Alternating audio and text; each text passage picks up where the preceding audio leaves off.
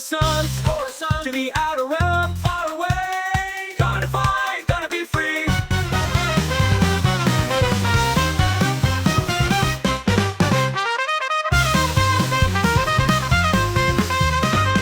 In a galaxy far, far away, onto the fire, onto the sky. Yeah, children of the Republic, legends never die. I'm gonna never die. Children of the Republic. Hello and welcome once again to Tattletail's RPG, where for the first time in a long time it feels like we've actually had a normal start to the session. And the table may indeed be virtual, but you are most certain. It's true.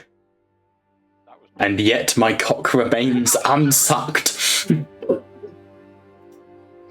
How many lightsabers did I give Wobby and he still hasn't blown me? Hang on, the door's wide open, I'm just gonna go grab that. That's the thing. I didn't want one. I wanted a fucking mall. Yep. To play Darth Maul. No, because he doesn't have a mall. He's just named Maul. You can't have sex with Dathomirian males, Wobby. Stop trying. I need my hot Dathomirian Zabrax. Where's my hot, oiled-up black man? I can provide. It's the Zabrakians that I... is it Zabraki or Zabrakians for the plural of that speech? Fucking grey. Maul's kinda... Is Maul black and red or red and black? Red with black tattoos. Oh, really? I thought he was black with red tattoos. Is that true of Savage Press as well? Yeah, the black tattoos are the Got you. Night Brother clan, and they're tattooed onto them when they're like 8 as a full body tattoo. Oh, more you know. I don't want no damn Indian. Yeah, that And goodbye to a live stream. To be fair, this is Twitch. They don't ban anyone these days. You can tase your fucking dog on stream and get away with it, so who cares? Yeah, pretty much. Yeah. Alright. Shall we begin? Yeah, sure. I'm raging enthusiasm. It's wonderful to hear. Last week... It's fine, I'm just going to paint Warhammer, it's fine. Where last these fucktards left off, the noble Jedi Knight party has made their way to the planet of Edena. Here you're investigating the Kushiban slave trade, a disgusting relic of times gone by, as well as trying to negotiate the... What's the screen being weird? As well as trying to negotiate the actual fate of the planet itself, whether it would join the Republic or the Sith. In your investigations, however, you learned that the Kushiban trade had only been around for about a few hundred years. It was a relatively recent development that had sort of immediately prospered and become very popular in the high ranks of the Edenan hierarchy. And by hierarchy, I of course am referring to the almost absolute matriarchy of Edena, as those who are anointed with what they call, what did they fucking call it? Not the sigil. The Iliad, which is essentially their term for the Force, are cherished above all else. Something that was demonstrated to you from an act of kindness by Inicio giving his Jedi cloak to a very, very poorly sort of woman in the local town square, only to have her dragged in front of the Queen, and then she was made to return it. You are currently deep in negotiations with the Queen of this nation, the Queen Alamafia, who has made it clear that she has her own motives, her own goals, and you have been trying to find common ground between the two. Opposing you, however, and making your life far harder than you feel it should be, is the one and only Darth Heinous, a despicable member of the Sith race, or sorry, the Sith culture, though he is in fact a Gungan, who has been negotiating on the side of the Sith Empire.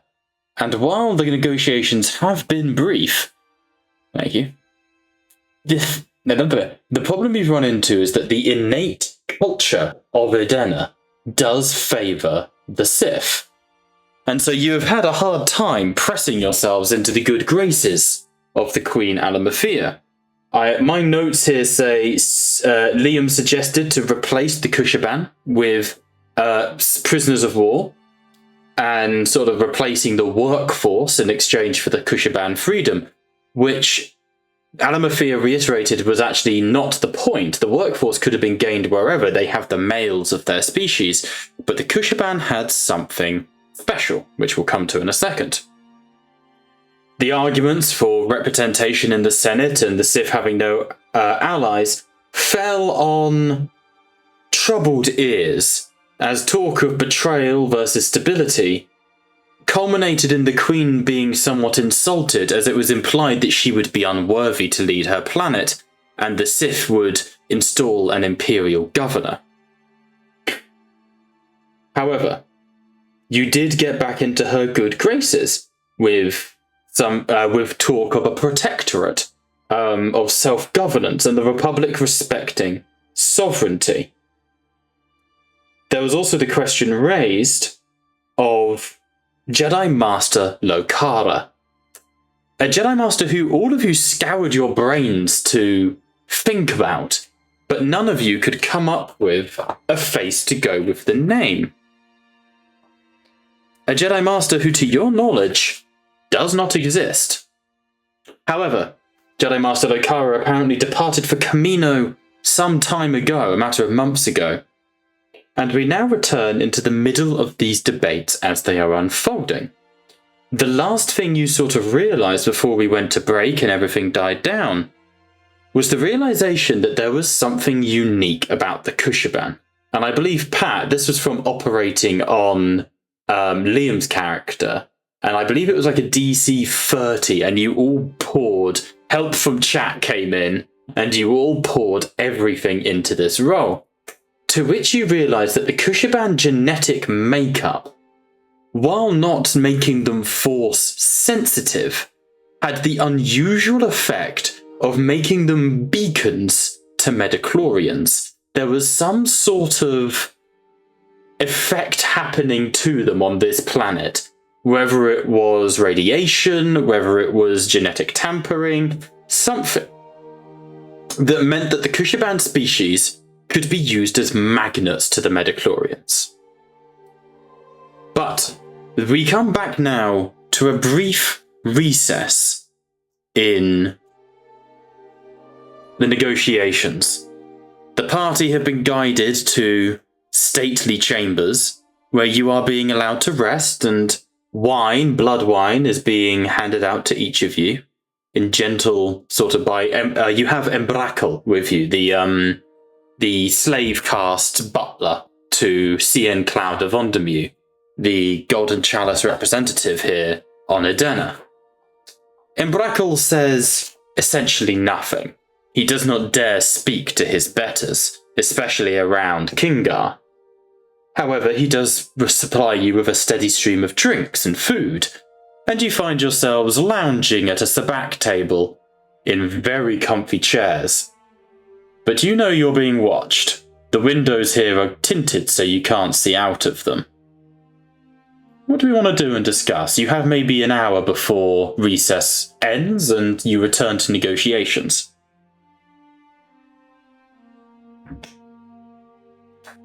I must say, this is quite vintage.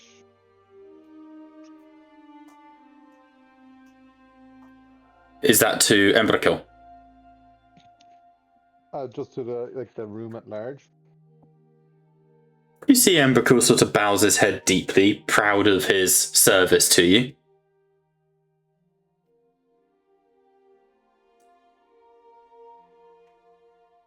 Tell me, representative. Sorry, I'm about to forget her name. See Anne Cloud of Vondermew you can call in. She'd arrive a few minutes later. I believe I was called for. No? She sent her servant to look after you, but she's around, there's no harm in her being here. Tell me, Representative Cian. What do you know of Master Lowe?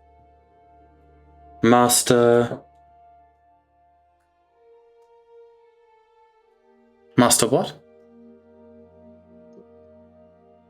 Locata. Wait. Yeah, yeah. Sorry, did I cut out? It must have done. She sort of frowns and takes one of the comfy chairs, not the comfy chair, in the room, and sort of crosses her fingers. You get a strange vibe from the way she sits. She doesn't register as a force sensitive, and yet you do see she flexes her fingers and a glass of wine slips into her grasp and she sips at it. Master Locata was a fearsome Jedi Master. He was well-spoken, polite, but when roused to anger, incredibly wrathful. But to be honest, we had very little interaction with him outside of meetings to discuss his various works.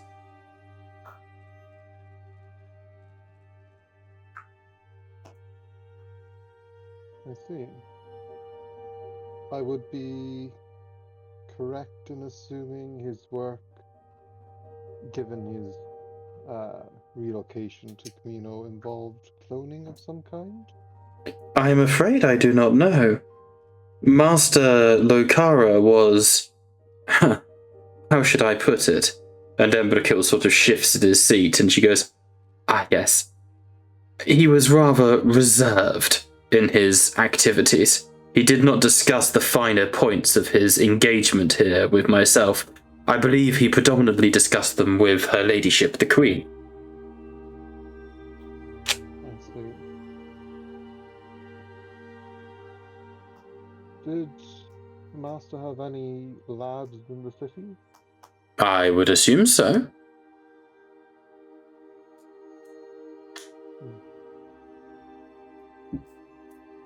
Perhaps, as talk or discussions are over, it might be, I and some companions might be permitted to head there just to ensure Republic resources are.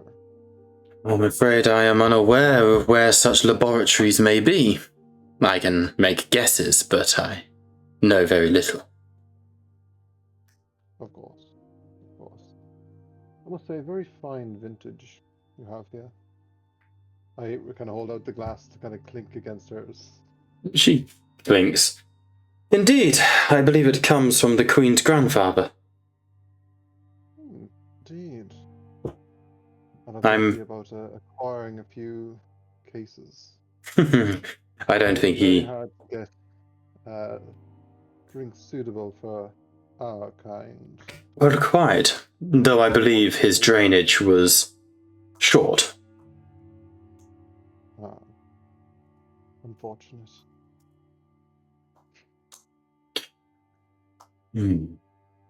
She sort of looks around the room, tapping her finger against the glass.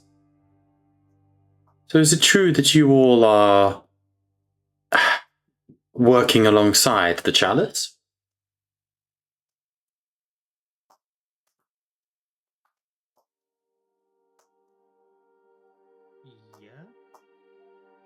Yeah. How long have you been within the fold, if I may?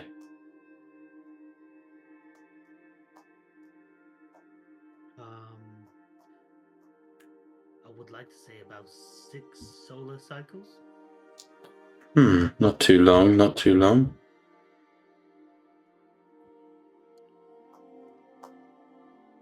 Six solar cycles. Ah, interesting. And how are you finding the world of politics, Master Jedi?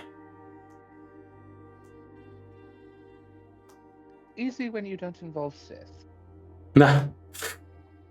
Yes, I suppose all things in life are easier when we don't involve Sith or war. But that is life. As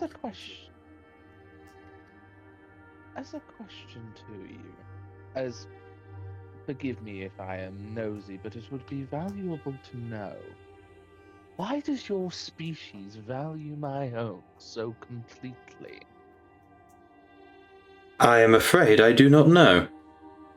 It is a trend. How did it begin? I am afraid I do not know.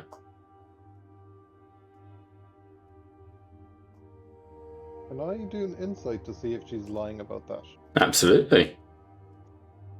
May I provide Absolutely. the help action? Absolutely. So, Alt for advantage.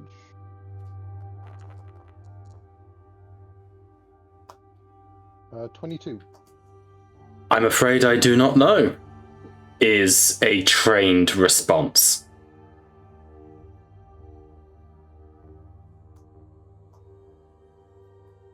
She's falling on a script when you ask her such things. Side-eyeing Kingar, I think that neither of us would believe it. Hmm. And then, what is the real response? She sort of turns and looks at you. And Bob checks his notes. Make a persuasion roll. Can I provide the help action? Yep. Tag team. Let me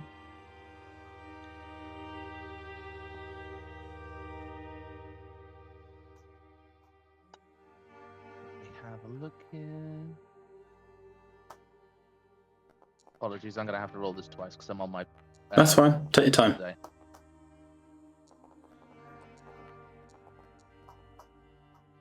The second roll came in clutch. 19. 18. She sort of... There is much that cannot be said in official conversation. I have worked alongside her ladyship for some time, and I value my position in her court. As a member of the Golden Chalice, I of course have represented the interests of the Republic for equally as long a time, and I fear it would be foolish of me to discuss matters of which I know so very little. And she says it with an emphasis, in the sense of, you kind of get the vibe she's trying to tell you, we're not exactly alone here. Of course. However, to change the subject entirely, there is to be... Have you heard of the gala that's going to be happening? Pardon me. I had not. It's nothing too exciting. We're simply hosting a gala in the coming days. A bit of an opportunity for the nobles to meet and greet, and to meet Darth Hayness's apprentice and various other, diplomats and important people. Your own, is it Voktal? Actin Voktal will be in attendance. So, if you have questions on Kushaban culture and such things, perhaps that's the better place to inquire. Of course, noted. It's been quite some time since I've been to an official function like this. Yes, well, I imagine it would do us all good to have a bit of a break from the horrors and trepidations of the world. My lady, forgive me for being so forward, but No, of course. It seems only natural that potential accompaniment on diplomatic delegations would be had by members of the Queen's Court. Would you care to accompany me? Where to? Oh, you mean the gala? I'm asking you out, bitch. I Not see. literally in character. Getting railed in one campaign wasn't enough for you, was it? Oh my. Apparently not, no. She sort of... I could, of course, be chaperoned, and an escort would be appreciated. And to have a Jedi on my arm would certainly... But then again, I worry for showing favoritism. Respectfully, you would not be showing favoritism. From my understanding of diplomacy, it is natural to have high-ranking officials such as yourself ordain themselves with visitors? You're also the representative of the Golden Chalice. It would not be out of character for you to have a member of a soiree on your arm. Check her what ability she's got. And to, I think, reinforce Pat, I think Mero would go, from my experience in, let's say, a little bit of subterfuge, it would look far worse on you, my dear, if you were to have a Sith on your arm, not to your queen, but to the Golden Chalice. Perhaps. And I can't say I've taken a liking to Diplomat Heinous. I think his name suits him. However, I shall consider it. Such events are political by nature. Embrakil, and she sort of gestures to the servant, we require privacy. I can provide. Don't kill anyone. If it makes any difference to you, my lady, if you don't like Darth Heinous, I shall be performing every single interaction with him in ASL, simply to piss him off. Oh, that is highly amusing. And you see Embrakil steps out of the room, and after a few moments, there's like as lights go off. And she goes, we have perhaps a minute before the power is routed. Ask me what you need to know. I have very little time to give. How long Why has is- the Kushiban been enslaved? It's recent. The Kushiban were what's the word? A novelty choice for people. And then something happened, something changed, and suddenly they were being mass imported across the galaxy. Why is your queen so interested in their force potential? I do not know. Victorian? Do not know. She was close to Master Lokara. The pair of them, I suspect, were intimate. Anyone else? You start to hear as the generators begin to come back online.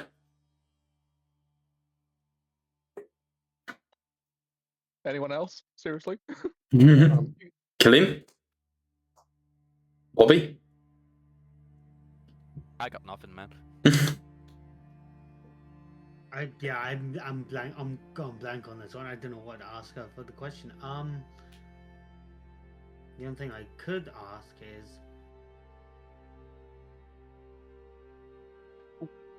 what would it take for her to turn against the Sith? It's hard to say. Her ladyship is an incredibly powerful woman, more powerful than she has ever let on. The Sith offer her everything she wants. Power, vindication, dominance. I have struggled. As a member of the Golden Chalice, I have struggled to get through to her. Her ladyship is, and boop, the lights come and she goes, an incredibly enigmatic woman, who of course, you would be wise. Flattery will get you nowhere, of course, but her ladyship requires the softer touch. You know, she instantly switches. Darling. Of course, darling. I'm going to swirling the last of the wine and... Well, I am glad power is back. We have been having these outages ever since what happened in the Gloam. Oh? Oh, you don't know? And you can tell she's trying to feed info in, you know? I'm so Oh. sorry to hear that. Oh, it was awful. It was... Do you need anyone to go there and repair it? Oh, I have no idea on that front. That would be a question for her ladyship. No, the Gloam was one of the most heavily populated industrial sectors of our fair city, of An Mamora. However, a few weeks back, a month or so ago, sort of around the time Master Lokara left, then there was a terrible accident in the refineries. I see. I didn't hear about this on the news. No. Well, it was reported on the news as, a sort of accident, and, there have been incompetence, and honestly, I'm certain that's true. However, cone of silence to us. We suspect there was foul play. Terrorists. Who is the refinery crewed by, mainly? Predominantly, it was a droid security measure, as well as put a almost entirely Kushaban workforce. What does the refinery produce? Synthesized Aurelium, I believe. Kaleem, you may make me a history check at advantage for being a Sith. I was about to say, was it Agni Corp by any chance? Make a history check for being a Sith, predominantly on Aurelium.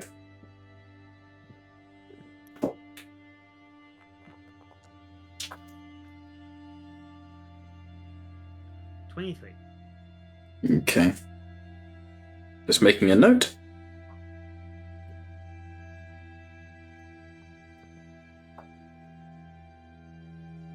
So, you've heard of Aurelium, Kaleem. Specifically because you are a Sith. Aurelium is a highly volatile substance that actually has been mined off of Korriban in the past. It is kind of... It's not a fuel, though it can be used as a fuel. It is a highly radioactive isotope that is used in the production of superweapons. Oh. In the years that would follow Star Wars, Aurelium would be used in early designs of the Death Star before they replaced it with kyber crystals. I look to her and go like, understandable. Was this by any chance an extension of Agni Corp, or was this a different company? No, this was all local, I'm afraid. We don't really do Agni Corp here. Can't say they're our we're their biggest fans. We prefer quality. Over quantity, you understand? Of course. However, this is Bob. You would know, in recent years, Agni Corp have begun mining Aurelium recently. One of the things that was raised on Daedalus by Darth Valtris. Wow. Thank you very much. I was wondering if I could have a few moments to freshen up. Of course. Is there a place to freshen up? Of course. And she sort of gestures to, like, a bathroom or various area around and smiles. Why, thank you. What time is the gala, if you don't mind me asking? That would be 2 nights from now. 8 p.m. local time. Marvelous. I will probably come back to you at some point. Till then, I'm gonna just speak to my colleagues on our strategies, and we'll refer them to you as well. So you have the understanding of not being favoritism, Of course. Please keep me out of any discussions that might compromise my position. Of course. Thank you. She stands. If there's nothing else, I will return to the fold. I fear for being away too long. Regardless, Embrakil will be back soon.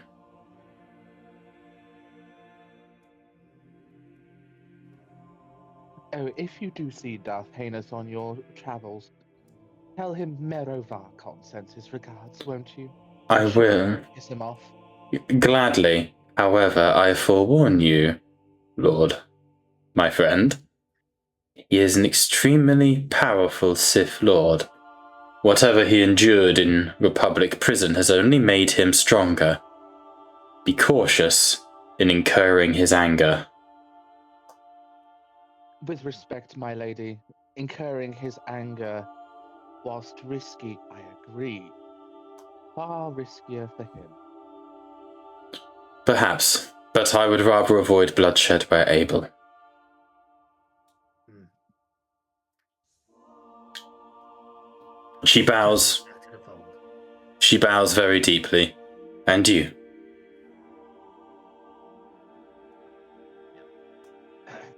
And she departs. As soon as she walks out the door, What a bitch! I look towards Ned and B-22. Scan them quick. B-22's head does a full 360. Hang on. Let me roll for that. Katie will join us, by the way. She's just relaxing because she's had a long day at work and isn't feeling well at the best anyway. Ooh, B-22's perception is not great. 17, though. We appear to be alone. Alright. That the district, there was a recent news, well,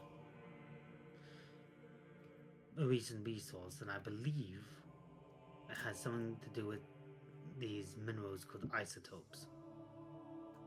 So the product is called Aurelium. Isotope is a type of radioactive material. Oh, Sorry, that's just me being nerdy.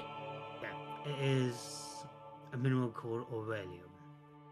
I believe there was a mining operation on this planet, and I might go and investigate the area.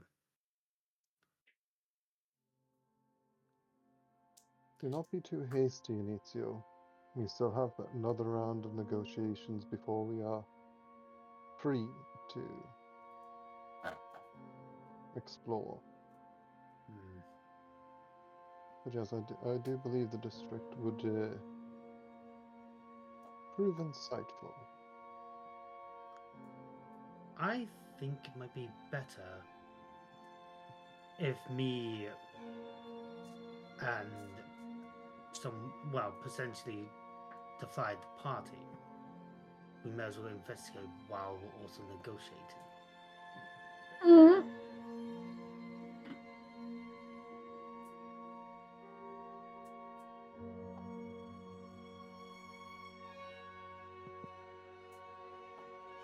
I hold no objection to this. However, it would be prudent to assume if the Sith does have interest here, as well as other parties, it is.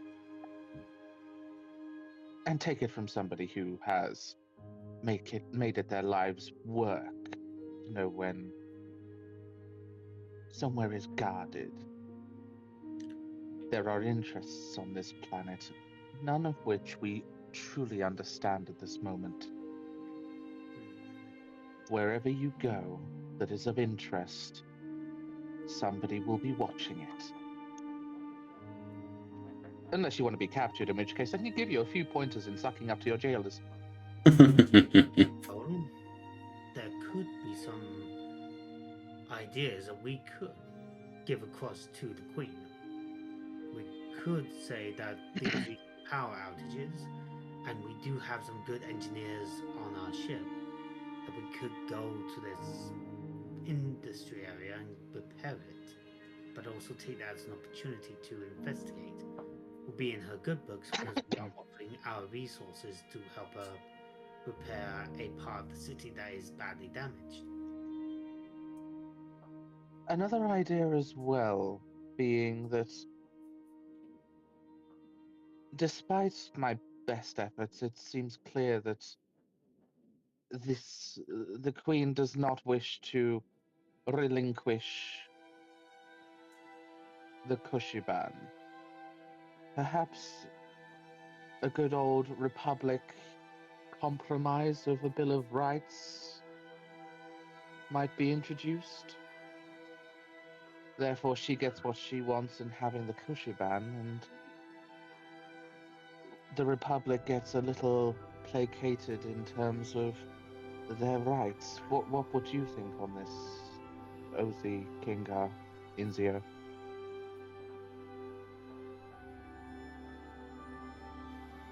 Would be a It good is idea.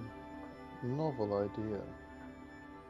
However, we must be wary of too much change to a species too quick can be daunting. True, but the Republic Senate would never allow a member state to hold slaves. Otherwise, forgive me for saying, because I don't know politics, but if we provide favoritism to one, they'll all want it. And then, what's so different between the Republic and a hot cartel? True. What if we could convince her to making the Kushbans citizens of her nations, not slaves, but citizens? Hmm. It don't is a think fair sh- middle ground. I It would don't have think a that they home, would go for it. and since they are, I think they would if they are attached to the Kushbans. If they made them citizens, it would make the Kushbans want to stay here more, ergo and meet her needs as well. Worth mentioning the Kushaban are full-on slaves here. There's no such thing as a free Yeah. Kushaban. That's why Liam's getting so much attention. Which Just is being open. Mero's quite correct. They will not give up slavery. Although it might be possible to persuade Her Majesty that a Varnos level agreement might be had, that rather than indenturement, employment could be an option. Maybe. How about, why don't we think on this kind of strategy?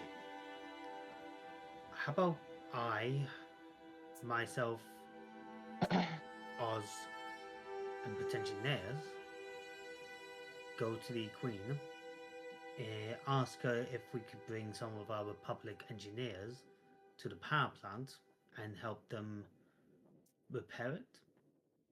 It shows good faith that we as Republic are offering our aid, but we could also take it as an opportunity to have a look around, see if there's any more damages, any more things to help uncover. An idea, most certainly. And I completely agree that it would be something to broach over, but I wouldn't assume from what we have seen that she wouldn't see through it. Of course, she'll see through it, naturally, which is why she will most likely send her guards with us. And we will just be there to help. After all, we are Jedi, it's in our nature. And this shows that we have good intentions. And while we are doing that, I kind of imagined you, Kinga, and Numero, along with B22, keep them on their toes. So to speak. An idea, no doubt.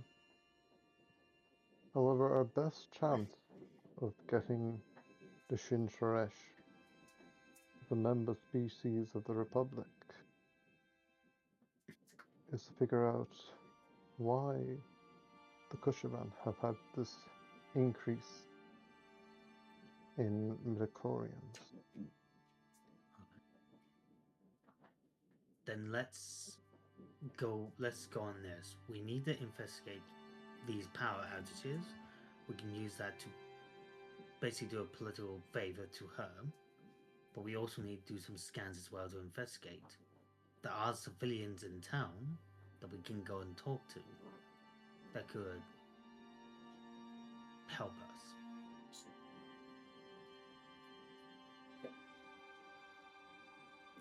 I say it would be an opportunity as well for us to explore town, see the power plant, see the damages, and then go over to the Queen and offer the opportunity of the Republic engineers to repair it, and we go with them.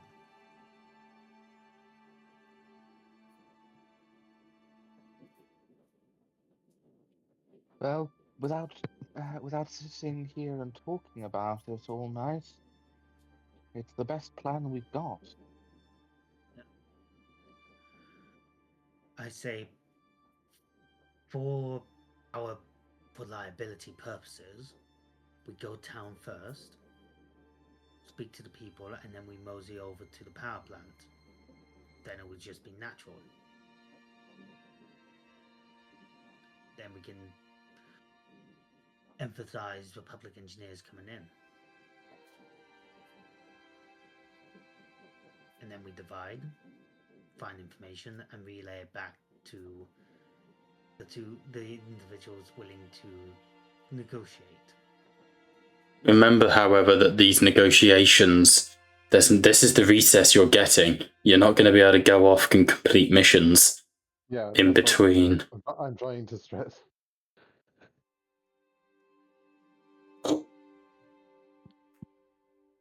But the Republic will not accept the Shinshresh at the moment.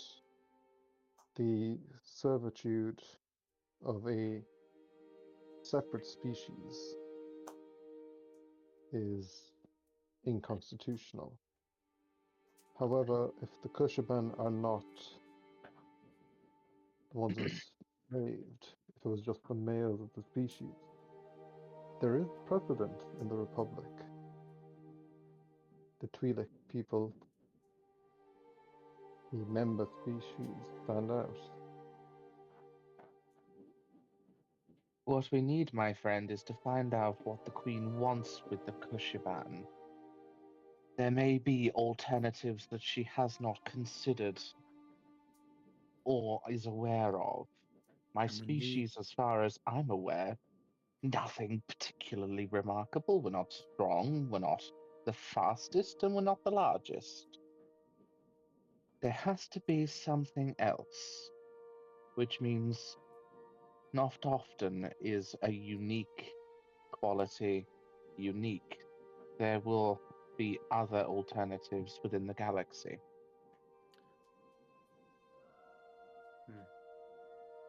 which is why we need more information. We need to try and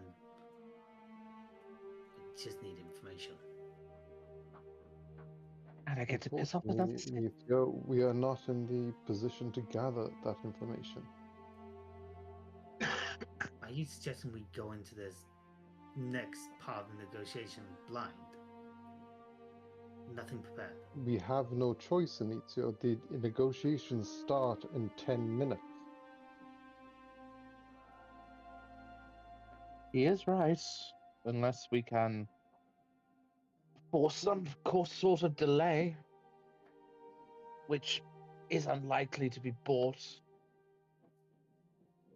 We need to No, double down on what we know, at least for now. So far, The we f- have. Sorry. What we know being that the Queen wants the Kushiban for a reason we know not. Their indentured servitude of the Kushiban being, I would say, not necessarily 100% required that we know of, merely their presence on this planet potentially. And whilst ideologically they are similar to the Sith, the fact that the Queen has us here at all proves that she wants something else as well, something that she would not get from the Sith. Why you guys? So far, if we're going back to the negotiation, we might as well just offer the repairs from the Republic as a generous offer. Regardless, it still shows faith that we as a Republic are there to help. And I may as well contact the fleet above and see if they have any other credential, any other information that could help us as well. Maybe we can ask them just do a quick scan. No, I scan of Cut to the fleet above. Sorry, Pat, go on. I was going to say, like, any scan of the planet will be picked up by sensors in the palace. It would be more suspicious than anything. I was going to say, cut to the fleet above.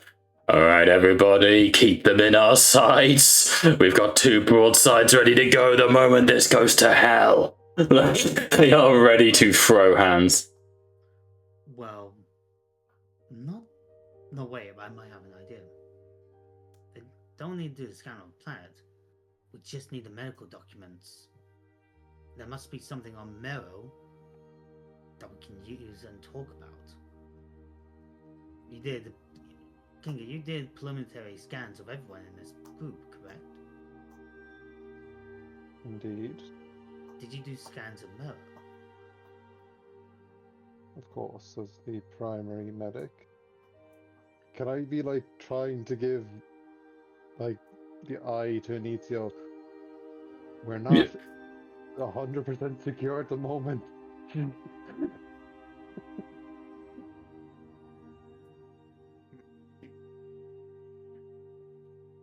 However, it would be against my oath as a Republic medic to discuss a patient's medical files. Oh, for goodness sake, Kingar, spit it out. It's only my body. No client confidentiality. It is public law. No, it is my body. That is only with you if you're consenting to that. Finger is currently rubbing his temples while downing his wine. Well, how about Kingar, you whisper in my ear or use your powers to tell me what you found, and I will tell everybody, hemorrhoids and all. I think what Pat's actually worried about is the fact you can be overheard. Alright. Let's not contact the ship. Let's not do that. Let's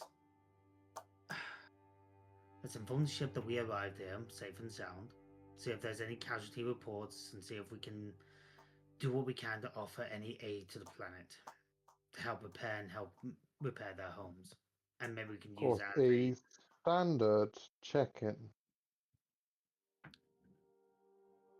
Yes. I think you need to stop doing this stuff. You're acting a lot stranger than usual.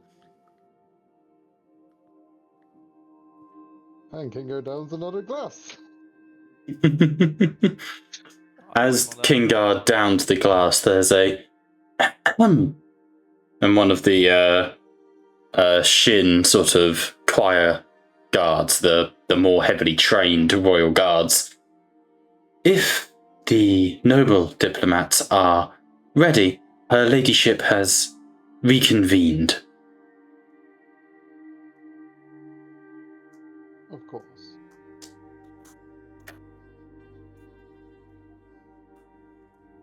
Do you mind if I, King, I'm going to go and contact the ship to do a standard check-in. That's all right. Yes, of course. Our colleague will join us in a moment. You understand yourselves, check-ins and procedures and all this. Of course, Mirana, Susu, please accompany Master Inizio for his safety. And 2 choir guard step to either side of Inizio. Why, thank you. I offer hands to both of them. Lovely to meet you both. They bow deeply but do not touch you. You are Iliad wielder. They won't do that. Understood. I just bow and acknowledge it. Okay. So, Inizio is going to go make calls, basically. And you want everyone else going to the diplomacy side of things?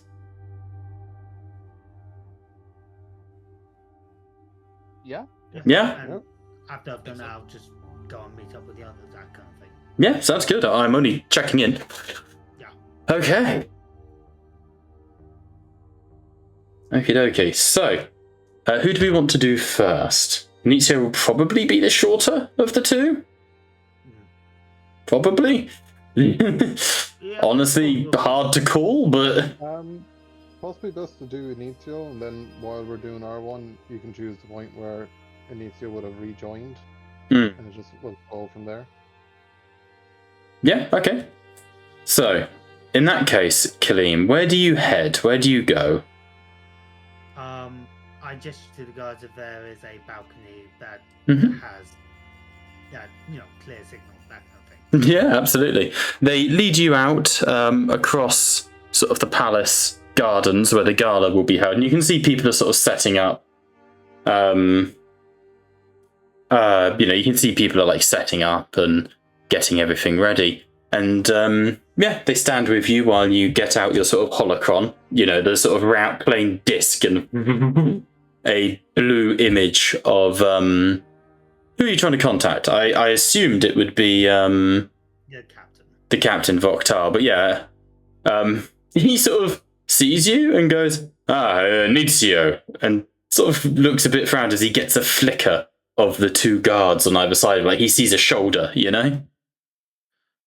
not worry, they are there to protect everyone, including myself, during these negotiations. Of course. Mission report. We have arrived at the palace safely. There were a few minor wounds, minor scratches, but we are perfectly fine. Any casualties from above? No, we've got a few injuries, a few busted bones, but nothing that'll slow us down. We're currently, and you hear sort of a voice in the background from Samara Ed going, Voki, I can't find your tux. And he goes, we are preparing for her ladyship's gala. Understood. Can you send me a list of names to my datapad of engineers? For what purpose? What purpose? Engineers and medics as well. We're going to try and help the city repair itself from the attacks that they have experienced. You intend for the Twilight Fleet to aid in repairs? Inicio, we are one vessel. We don't have the manpower for that sort of investment.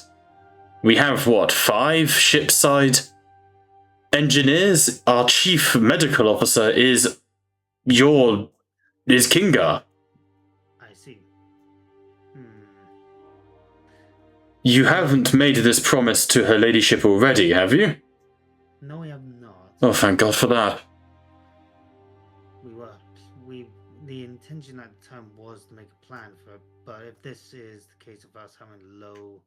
We have the possibility of doing it. I'm not denying that it's an option. I'm simply stating it's something that we need to discuss and plan around, Understood. Can you prepare some strategies above as well with your engineers and resource quartermaster as well? I can confer with the Wookiee, but what specifically are you thinking? I recently came into some... The ship... Sorry, let me have... Take your time. Take your time. The city has sustained some heavy damage. I see. And to show of good faith as well to the Queen, we would like to try and investigate the damages and see what we can do to help. And if we cannot fix it, we can use it as an opportunity to communicate with the other Republic systems to get aid. I understand. I fear this is awfully bold, Benicio. Has the Queen signed off on any of this? I'm no diplomat and it's your call to make, but Do we not run the risk of overstepping our boundaries? As we're overstepping our boundaries, I do feel that we might, but at the same time, we are the Republic. We need to offer the aid or offer the hand. I understand that, but one of the major issues people have with the Republic is our tendency to get involved, where we are, to some, not wanted. Understood. I would only suggest to you to prepare some strategies in case, but if not... When you say prepare strategies, do you want a firing solution? Are we invading? No. Is this a march to war? No. God, no. Prepare some political strategies. What I mean by that is get me a list of our resources and some of our engineers and medics as well, and see if we can divvy it out. If not...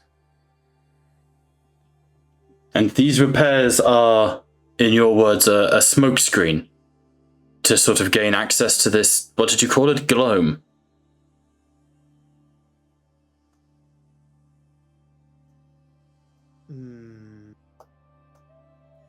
Just clarifying what you said. Yes. Why do we need to access gloam? This gloam.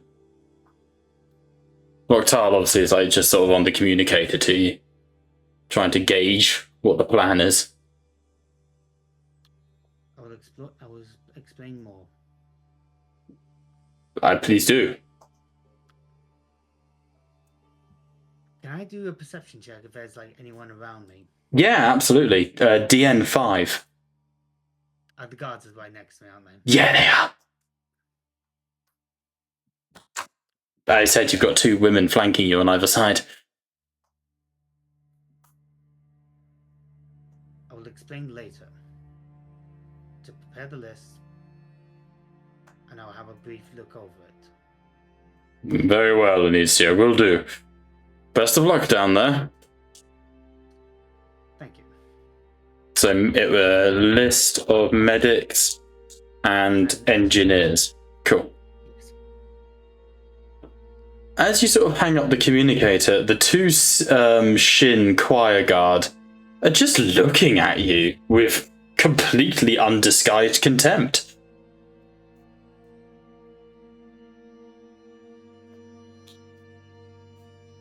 Are you two alright? A smokescreen to gain access to the gloam.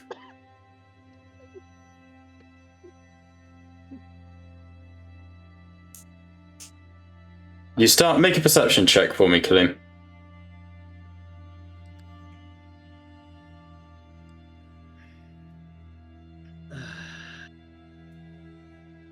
Yeah. Anything? A 17. As she says that, a number of other choir guard are beginning to fill the garden. Allow me to... You shouldn't be able to see this yet. You will be able to. Can you see the map? It's being weird for me. Yep, I see the map. Okay, it's being weird on the stream. Just going to hide all the characters who aren't there yet. Wait, why did no one go invisible? Oh, they did. Good. Right. Unga bunga unga boo. Where is Anicia? Let's have you over here. Streamer Steve can... I'm in danger. Well, I mean, you've just openly admitted in front of the Royal Guards to trying to use... I thought that you, Bob, was asking me that. No, I've been in character the entire time, as I said. I also specified that it was Voctal talking over the communicator. Don't try and pin this on me. I also specified several times that you were being escorted by the choir guard. Okay. Yeah? Wait, why have you got a bite effect on you? No idea. That's weird. Fixed it. Because his ass about to be bit. Oh, that's cool. There's flanking and stuff. They've added to the condition options on D&D. That's nifty. I don't use flanking, but it's cool. So there's 2 who were either side of you for the conversation. And then just because they're reaching out psionically, there's 2 coming down the gangways like this. Would you care to explain your word, Inizio of the Jedi? Of course. The Republic is always there. Let me have a thing on this one.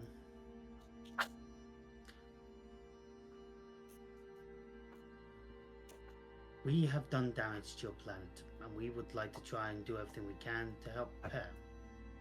What damage have you done to our planet? I gestured to some of the buildings, gestured to the buildings that got kind of where our ship kind of crashed. Interesting. It's not And enough of us. you intend to repair... You crashed in the Hablock sector. Why do you wish to access the Gloam? We would like to make sure that every area that we may have accidentally attacked or bombarded to be repaired, so your city is back on its feet. Make a deception check for me, Kilim.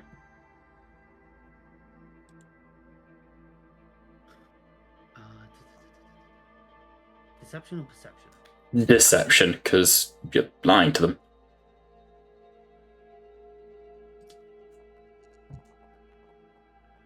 Oh, of course. Oof. This first choir guard to the right of you sort of steps forwards. What is your real intention of being here, Jedi? Does the Republic intend to subjugate us? No.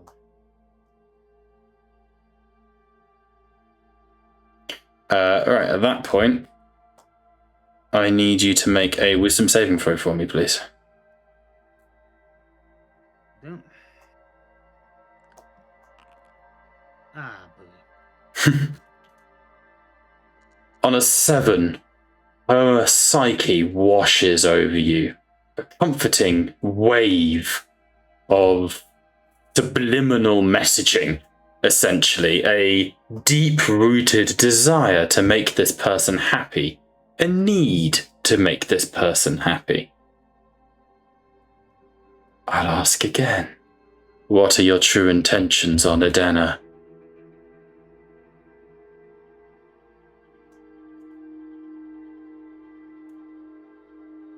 Can you repeat the question, Bob? I ask again. What are your true intentions on Edena? Do my duty and help. Answer me fully. Oops, shit. Shit. Ah, stream crashed. Carry on. Just get the stream back up.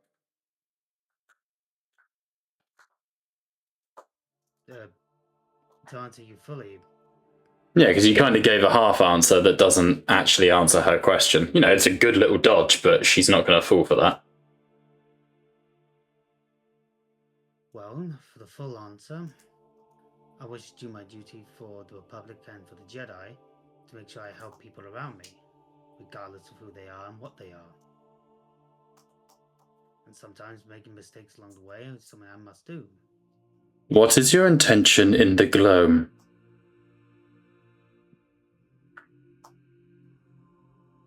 I have, from my history, I have heard there is radiation. From your history, you've heard there's radiation, Kalim? From news reports. You... Okay, putting this question to the party as a general one. He is under the effects of a dominate person. That's a lie. You know it was CN who told you. Can Kalim lie? If she told me it was from a news report, Without without sounding too meta about it, you asked for, and without trying to influence the questions because it can't be influenced, you asked for the information. You did not ask who supplied it.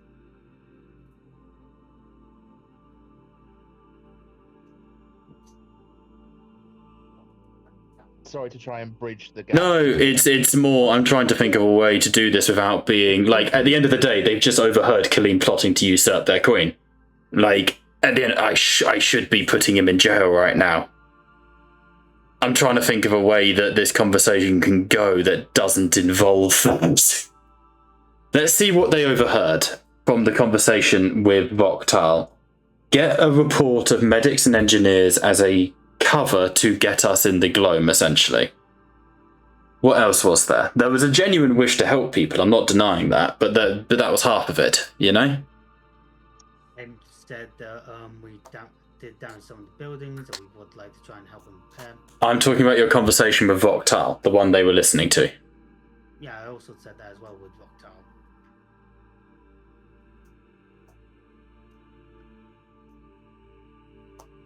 Strictly speaking, and doing this as merely a third party towards this, the guards overheard a front in order to get to a particular location.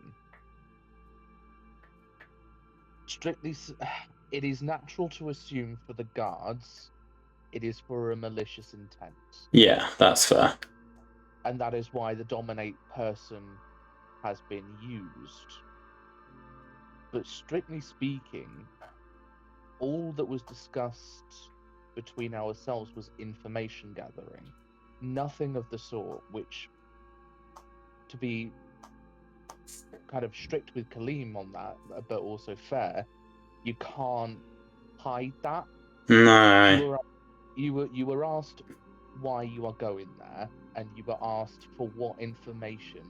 You don't need to supply, because Bob, you can't meta the question. No, I'm trying to be fair, but they have. Absolutely, but this is simply the comment. You were asked for the information and why you are going there, so you have to answer that. You don't have to answer who provided you the information, and you have to be honest in that either it's a malicious attempt or if it is strictly in the manner of information gathering or any other purposes that you personally would intend to do. So you have to bear all.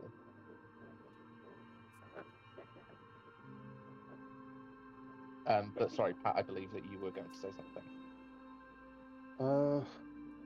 No, just look. I think you've kind of covered it all, Liam. That like the way that question was worded, it is like Nizio has to provide the information he has and what he was wanting to do in the gloam, but he doesn't have to provide who gave him the information. No, that's fair. Though I will be open, that is clearly a question that will be a follow-up question, depending on how Inizio answers. Oh, that would be a case. Like guards would ask, well. Yeah, 100%. How have you heard about this? You've just arrived on the planet, yeah? Yeah. But that will come down to the wording of what Kaleem says. But I think Inizio has to be completely honest. But I think there's also the fact from Inizio's point of view, and correct me, Kaleem, if I'm completely wrong here.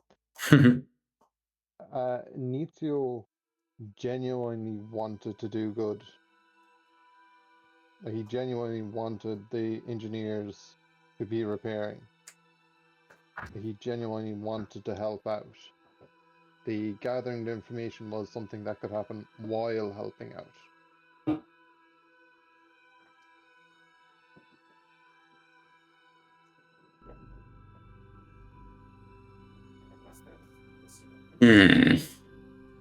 Tricky.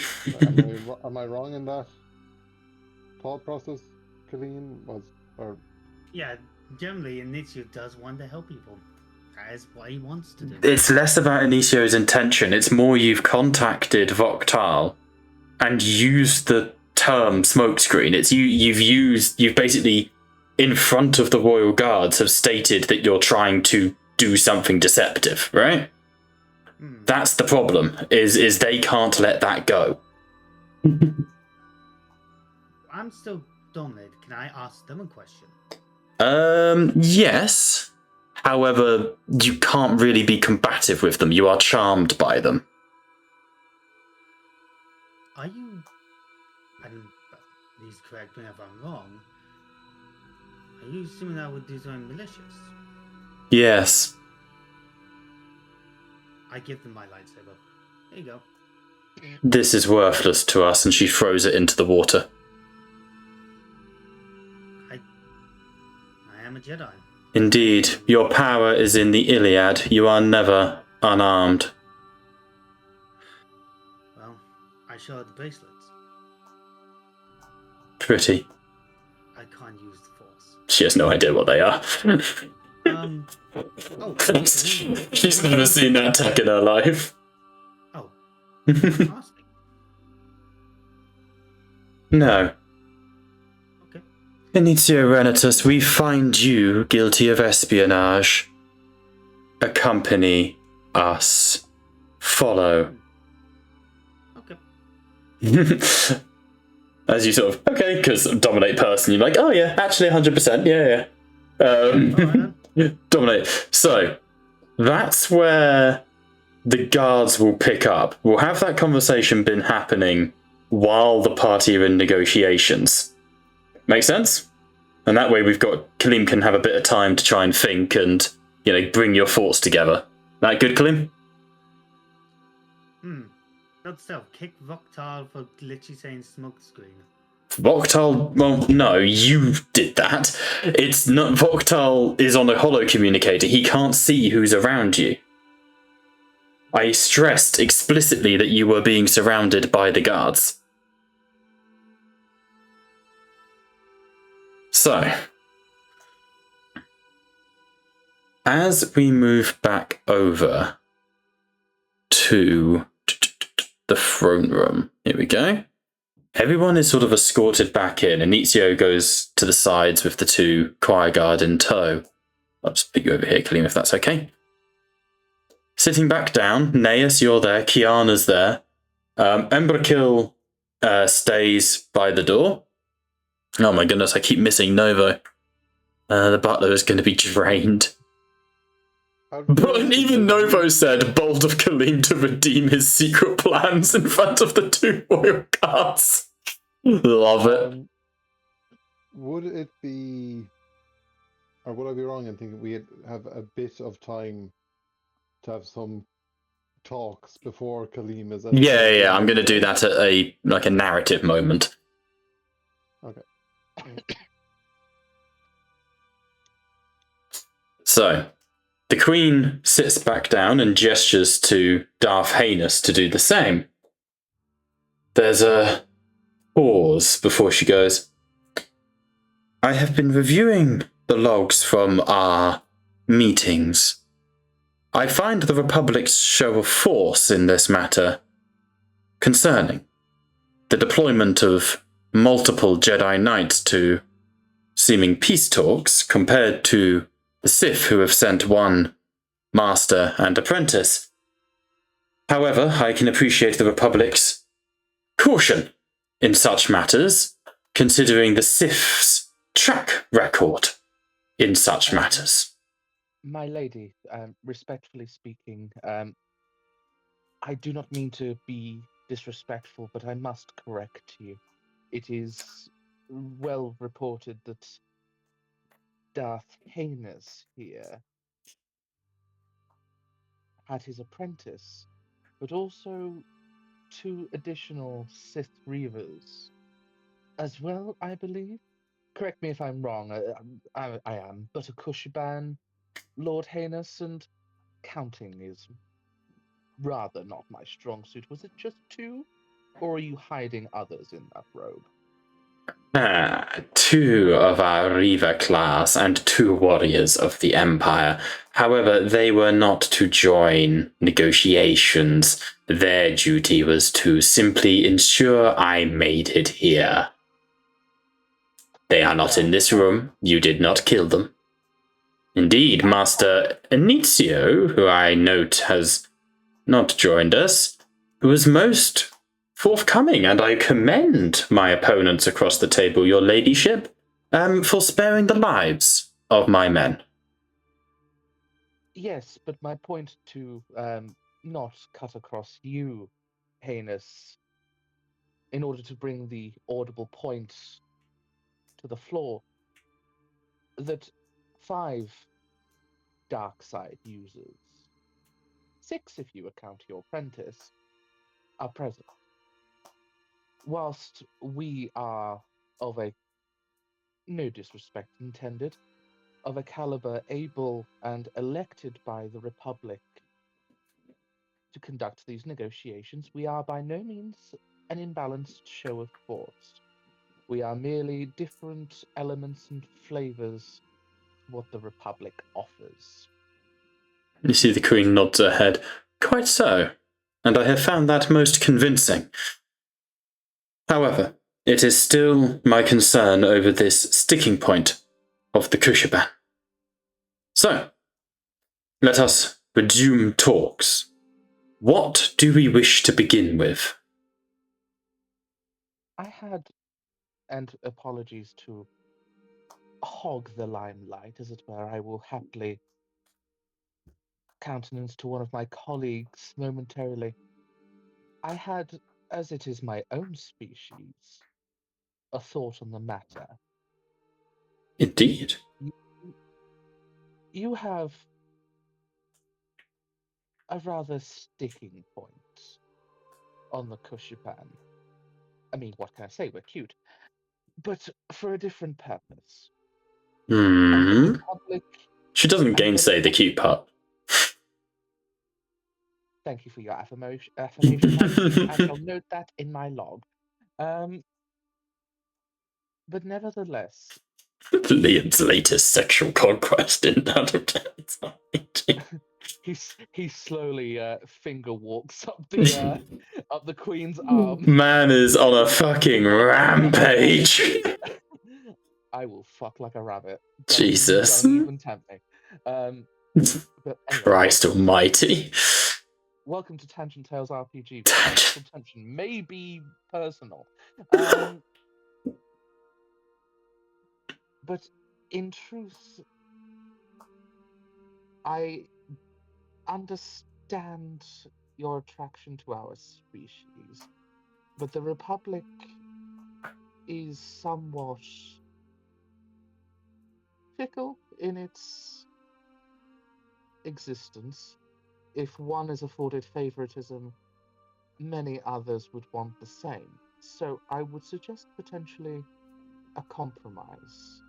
If you wish for the Kushiban, then perhaps room could be negotiated, then rather than classing them as indentured servitude and slave caste, that they be recategorized as employees under the state of your fair leadership. And what would the Jedi be Jedi? What would the Republic be willing to give for such classification? Because with such classification comes laws, requirements, pay. Hence my curiosity, my queen. And payment comes in many forms. Out of character wink. Christ, you are not a bard. Man's trying. Try me, you little bitch. I will do it. Payment comes in various forms throughout the galaxy, either monetarily, housing, conditions. People work across the galaxy for their bed and board.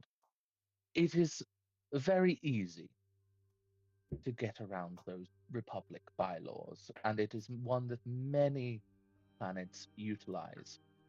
But the people are treated fairly as much as possible. My point being that it is a question to you, fair queen, that should your ideologies, as they so seemingly do, marry up with the Sith, then it is logical to join the Sith. Indeed. But you have us here, meaning that you are not single-minded and, in my opinion, wise to at least hear multiple perspectives.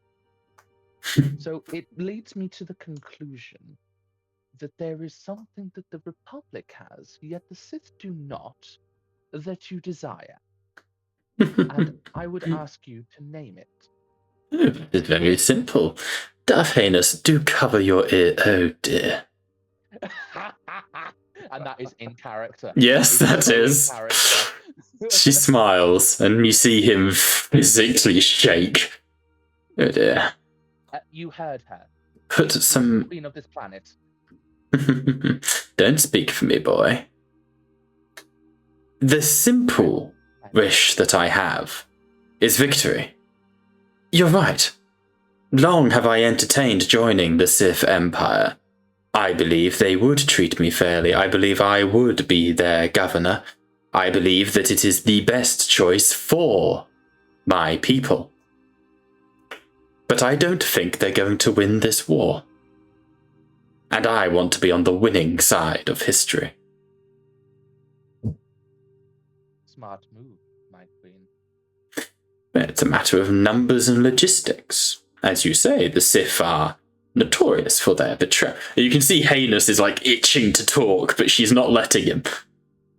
Notorious for their betrayal. It is only logical for one to know that eventually the Sith Empire will crumble underneath its own weight. Now, they may destroy the Republic before then, but from that crumbling something will re-emerge, most likely, and it will align with the goals of the Republic. Either that, or the Republic will endure, in which case, well, no harm, no foul. So you can understand my desire for the stability of my nation and my people. Of course, the Republic has stood in some shape or form for thousands of years. Precisely. If it ain't broke, as they say. And from my history, 3 Sith Empires, just to put it out there. Heinous breaks and just goes, that is not fair. The Sith Empire has always endured one way or another. The Sith Empire has been strong one way or another. As for the implication, this Sith Empire will lose this war. That is easy. That is the words of a fool. And he says that and the room goes quiet. And heads turn towards him. May I do a slight in character, and it's going to be arrogant as fuck? You may, but be cautious. You've got I'm giving a moment here. Mero claps his hands together. Finally, they all see what we see. Don't be silly, don't be silly. We all know Darth Heinous is a little worked up and doesn't mean to imply that the Queen of the sovereign planet of Edena is, in fact, a fool for caring about her populace. Such a comment would of course be akin to suicide. Heinous sort of glancing around the room. Of course. That is not what I mean.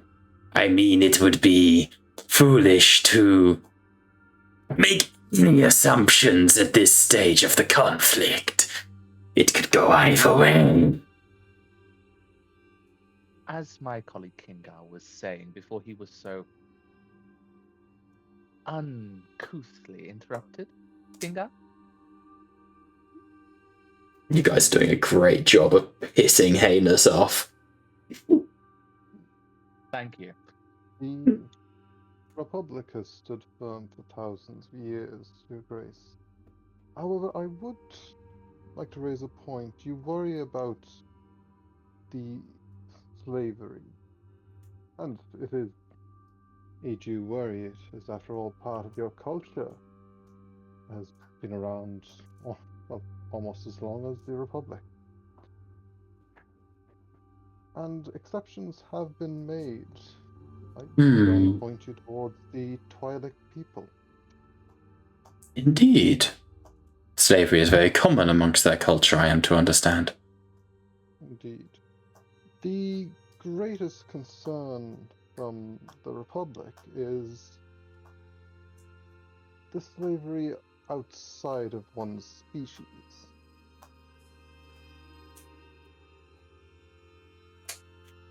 If you are... make your intent clear, sir.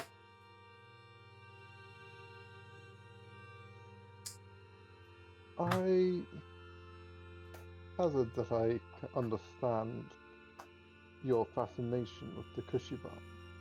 And I kind of give a knowing glance towards the Queen. Her head tilts slightly. We can find a way so that instead of slaves, they could be citizens. Citizens?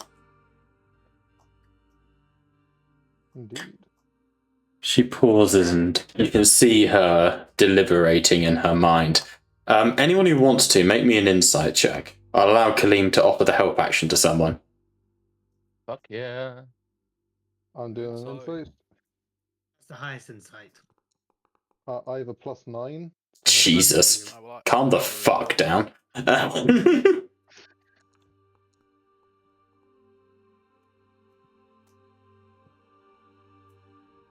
Okay, I'll take that help action if it's going clean. Yes. Okay. Oh, that's so close. 19. 19. I got It's- a 22! 22. You got a 21. You can I'm sorry, see I'm the sorry. clocks working in the Queen's head. She doesn't want to side with the Sith because she genuinely doesn't think they'll win the war. She's playing that long game. That's her whole thing, is self-service, right? Long game. You're saying that you want the Kushaban to be citizens. Now, you don't know, to my knowledge, why she wants the Kushaban. What she is thinking in her head off of that insight check of at least the 21 is she's really trying to think of a way of like, could I continue what I'm doing with the Kushaban being citizens? It doesn't matter if they have legal rights, if I can carry on with what I'm doing. She's basically like, can I abduct them? Can the odd Kushaban go missing on the streets? You know, it's... She's clearly trying to think of a way to carry on with everything she's already doing outside, Without, within the remit of what you're offering. out of character, and this is just me postulating, on a planet-sized city, a few odd individuals going missing wouldn't be... It would unusual. not be the end of the world, would it? No. No. No. And that's where her mind, that's kind of where her mind's at.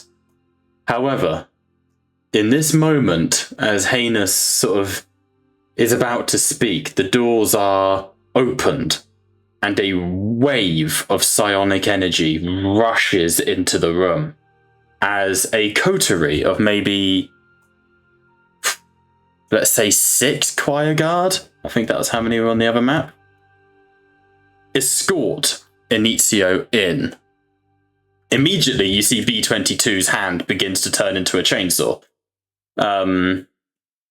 But one of the choir guards, "Greetings, Your Majesty, I am so sorry to have interrupted these most auspicious of conversations, but this member of the Republic delegation was found making conversation with his superiors aboard their vessel, making plans to enter the Gloam while under the cover of charity work."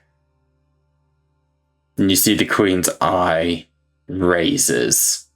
And I'll give everyone and Kaleem a chance to essentially explain themselves.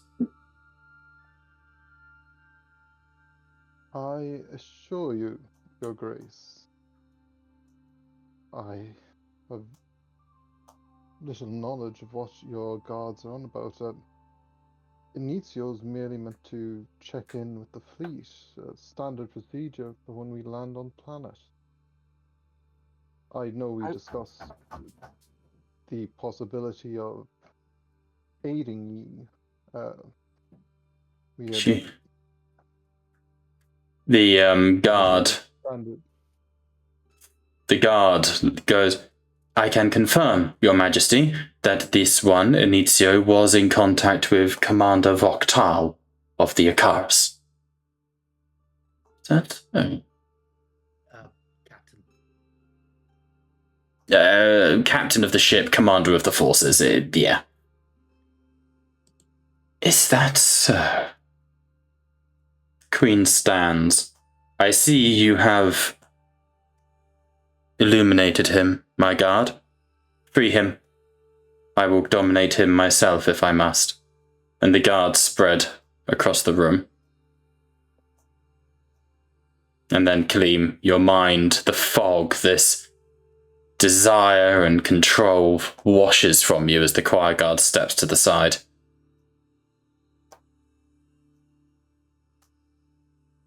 Inicio, you have been brought to me. Well, you are aware of the last couple of moments. Choose your words wisely, child. Of course. My intentions were to try and help and repair some of the damages that we have done to your city from the crash and from our fights.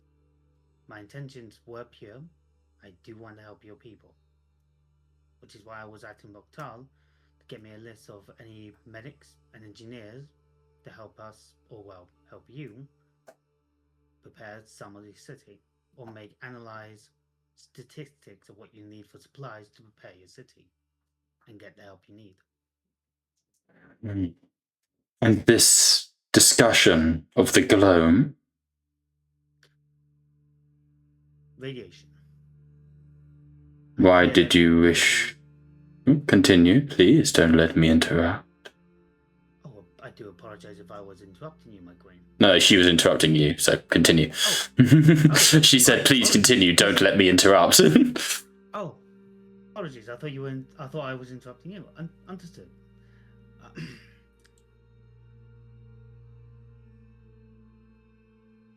Radiation harming your citizens. I fear for their safety.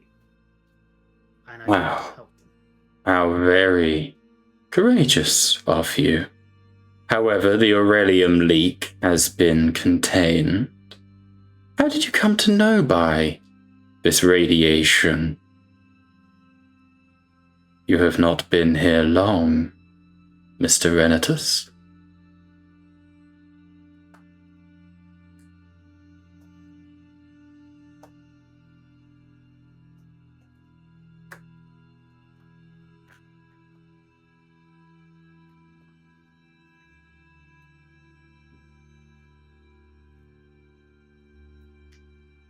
Hello? I'm trying to think. Oh, you're thinking, sorry, I thought my Discord had cut out. Sorry. Woohoo, cooey. Yoo-hoo, so Big summer blood. I usually before missions, I do research and investigating any planet before going there. Which I usually did before the mission on Farnos, when I showed you the data pad of the sightings I saw. I usually do my investigations and preparations beforehand. And your preparations came up with... what? One news thread about a radiation leak ages ago. This is where we're starting to get into deception checks, I think, which is fine. I'm just trying to think of where it's appropriate to start asking for them. Finish what you're saying, because that'll establish the DC.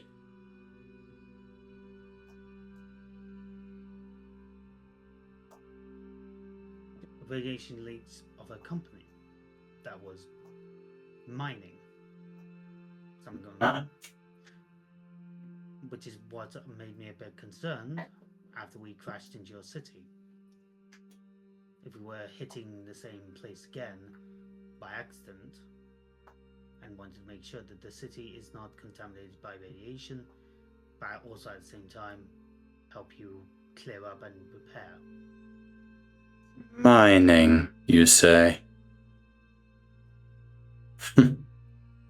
I wasn't aware we had many mines in the globe.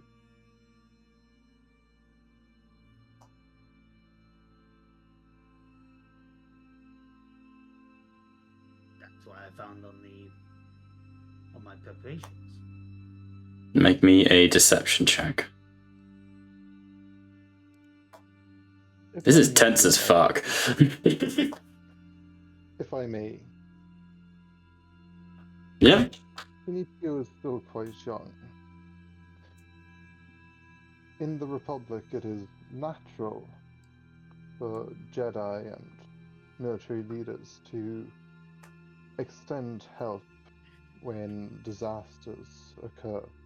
Of course, I am not denying that an offer of aid is unkind or undesired. It is remarkably generous. However, I, that aid, but how I can... believe my young associate says that in their enthusiasm, forgotten that your planet, Adina, is not a member of the Republic. I hope you can forgive a transgression of a young, foolish. I am very forgiving and am able to see more than I think you give me credit for. Benicio here is young, certainly, but are the Jedi in the habit of employing such people? It is not the offer of help that concerns me. It is the deceptive nature of what comes with that help. And just before you do, Liam, Heinous leans in.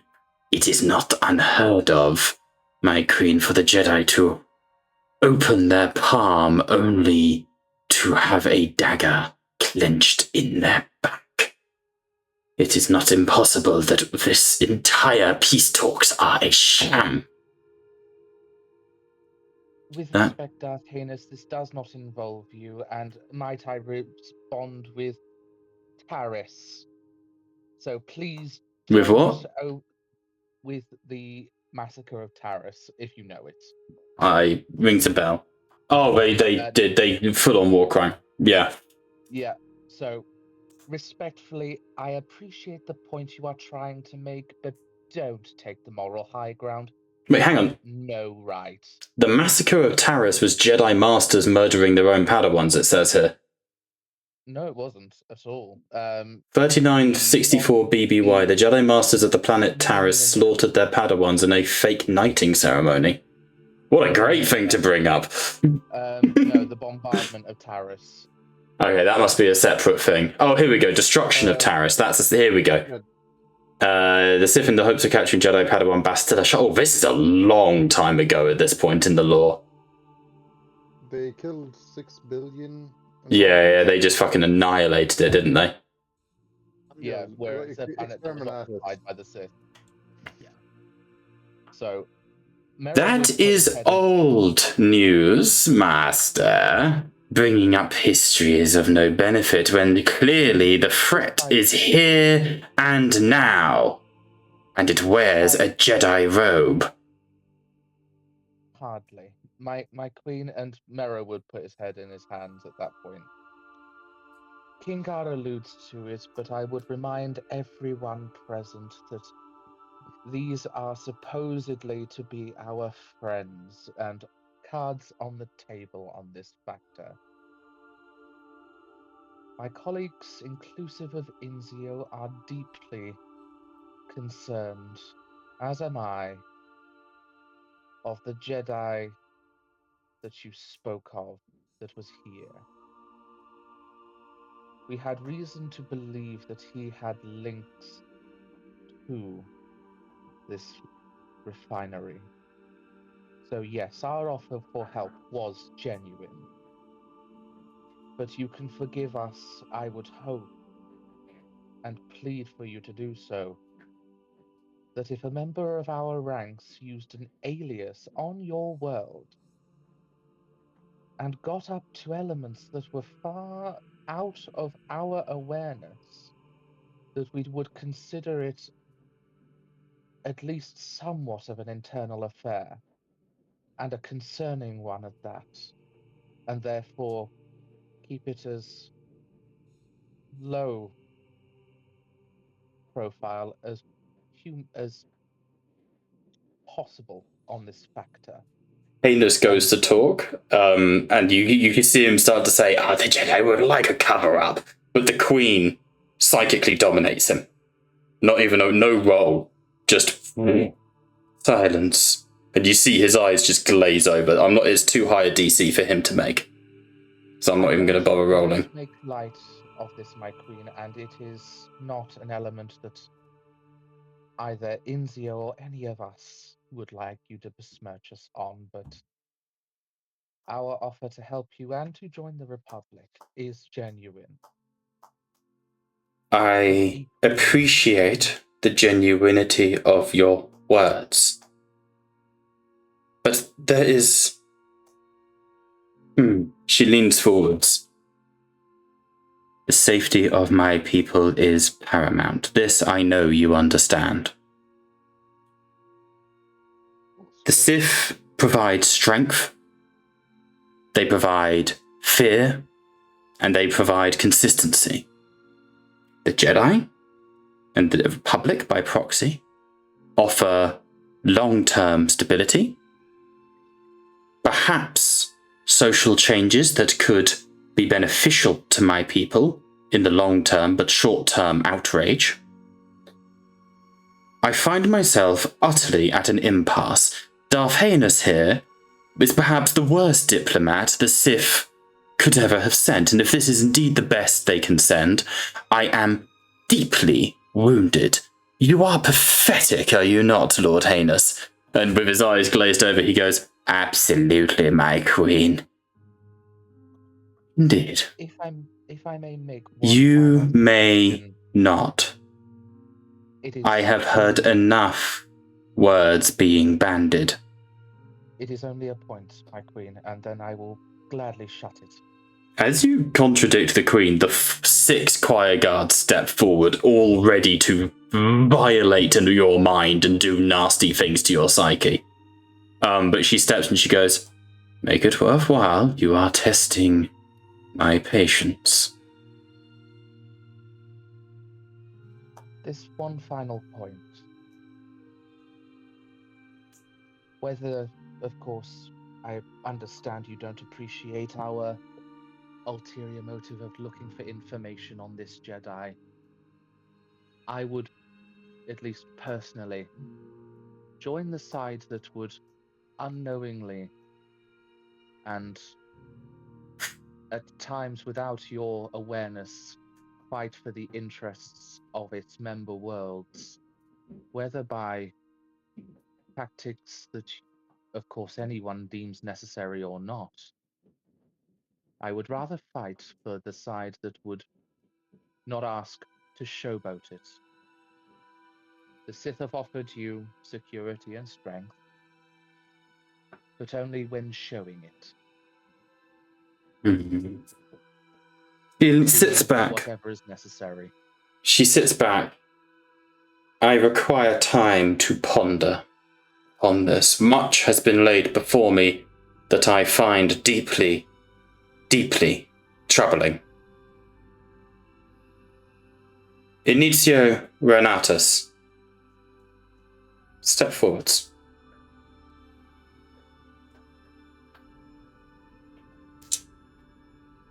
And she sort of looks at you. To extract the truth of your mind, must I rip you apart? Must I devour your psyche and mind, gobble upon your innermost intimate thoughts, and gouge myself upon your beliefs and desires to get to the truth of the matter? I hope I do not. I am going to take you at your word, Inicio Renatus, because, frankly, you are a Jedi, and the Sith taken in by the Jedi I think, must have a deeper understanding of the galaxy than many. But hear me. If there is a plan in place, if there is the slightest hint of deception, my wrath will fall upon you and your fleet like 1,000 supernovas. I am entropy incarnate. Your minds are mine to govern and know. I am giving you the faith of not interrogating your thoughts. But understand this, you are all on thin ice. I shall come up with a punishment, as well as a way to resolve this dilemma, but I must think upon it. So for now, leave me. But I find the Republic in ascendancy of my mind. Darth Heinous, you are free to return to the Sith fleet in what little dignity you have left. And he gets escorted out, but is under her power the entire time, right? The choir guard form a line for you and are ready to escort you out when you are ready. I will thank Her Majesty for her generosity and mercy. She bows her head. Do not waste my kindness.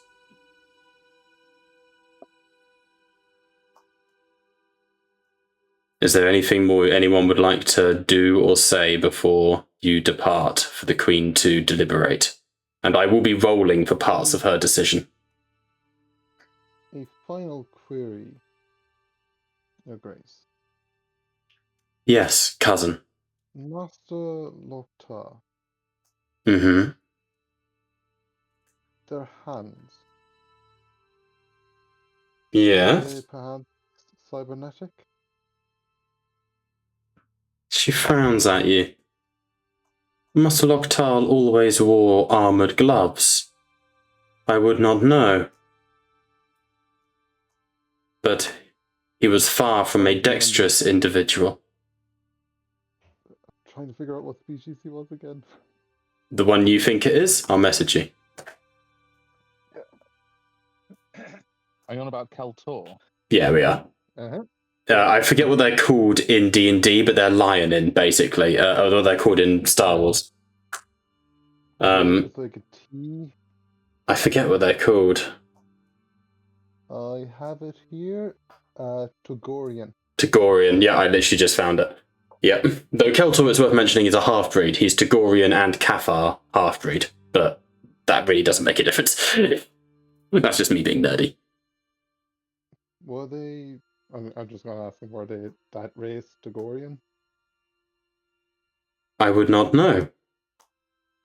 Master Loktar was awfully wounded on Mustafar, he told me, and so always wore a fully encompassing hazard suit.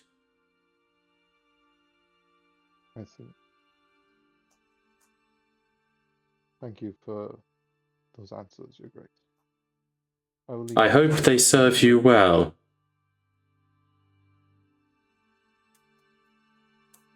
With that Klingar is going to like fall into place, gonna guide Okay. Kiana with him. Come on, Kiana. Mero would stay seated for Coming. a moment, suspiciously so. As you remain seated, the Queen's eye raises. I am getting tired of my orders being ignored, Master Vera. Not ignored, Your Majesty, merely under deliberation. New management. I appreciate your comments on our ascendancy of your opinion. But it seems in my own mind that potentially there is only one way to ensure that you, as leader of this world, and to ensure the strength of your position, to ensure that there are no hidden agendas about our want for you to join the Republic and our single-mindedness about stopping the threat of the Sith and our mere concern over the safety of not only the Kushaban, but the apprehension of this rogue Jedi. I volunteer for you to probe my mind, if that is something you would wish to do. I have no interest in your mind, Master Vero. It is your body that I want. And that is not a kinky thing to say. Yes, it is, my queen. I volunteer. It's not meant to be as kinky as it sounds.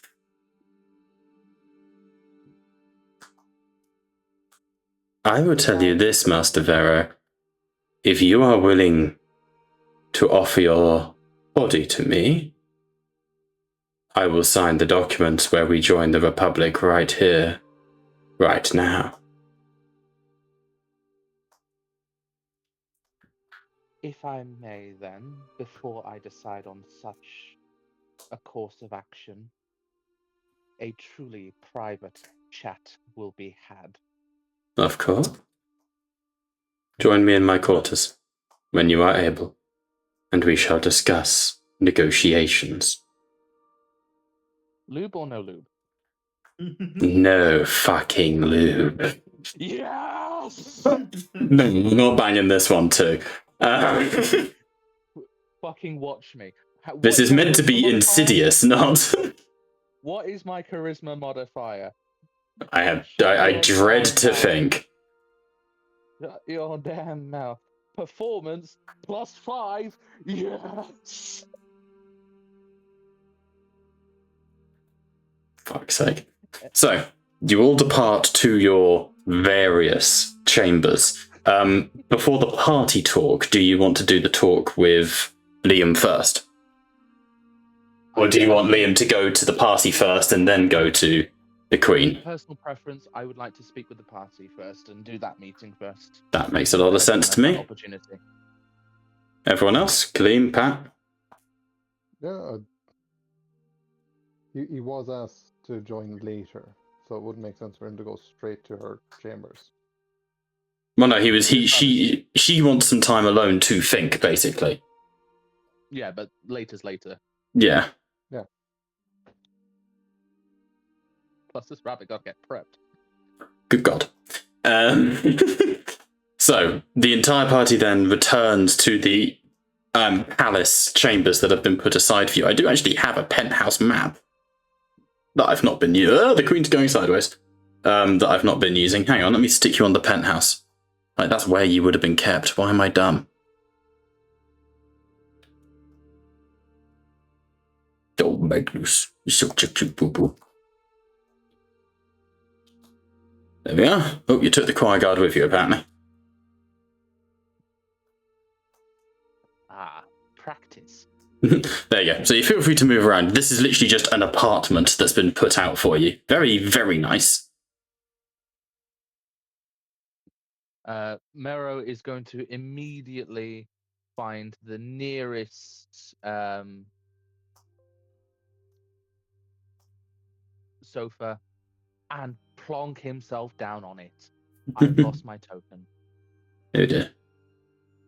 As in, you need me to re-add it in? I have no idea where it's gone. Where are you?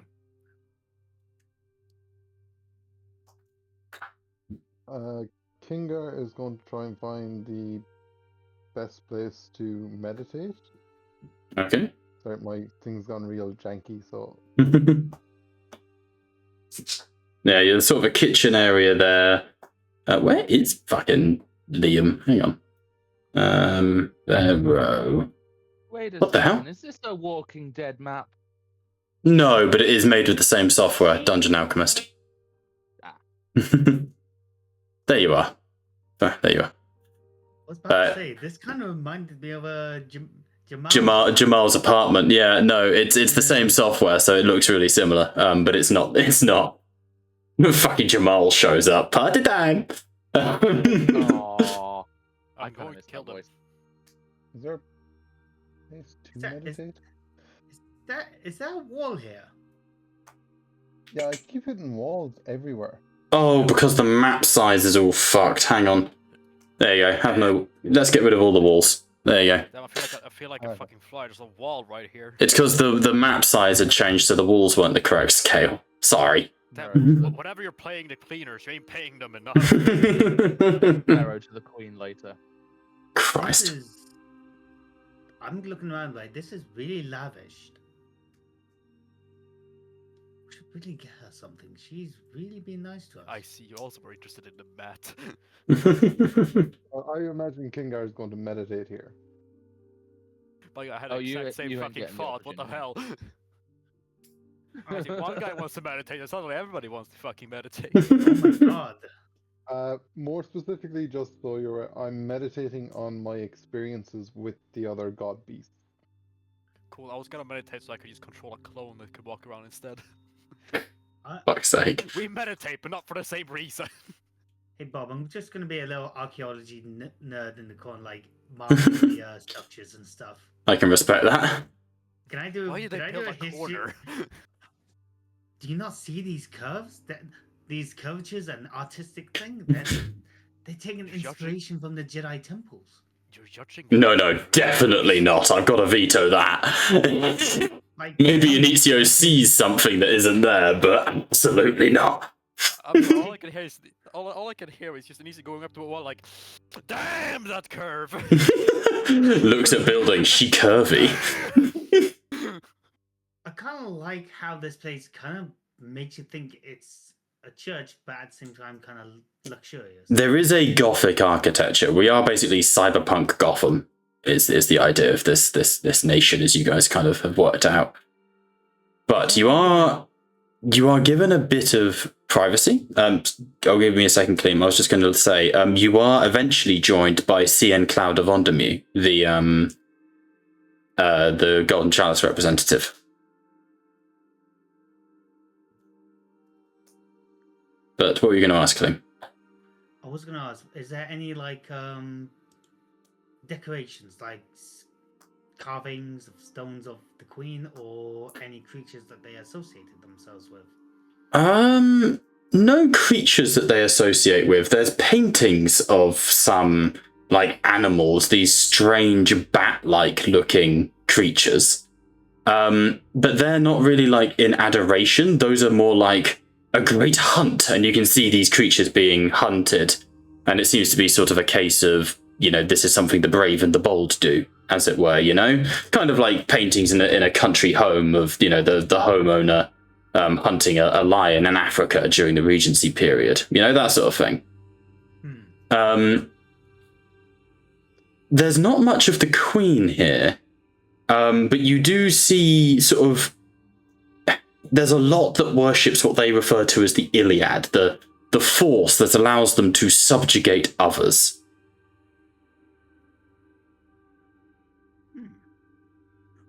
They're very into the Iliad, Kingo. I would like to point out Kingar is like deep into meditation at the moment. Mero's gonna squat down, and this is no insult against you, Pat. He's gonna light a cigar and blow smoke at you.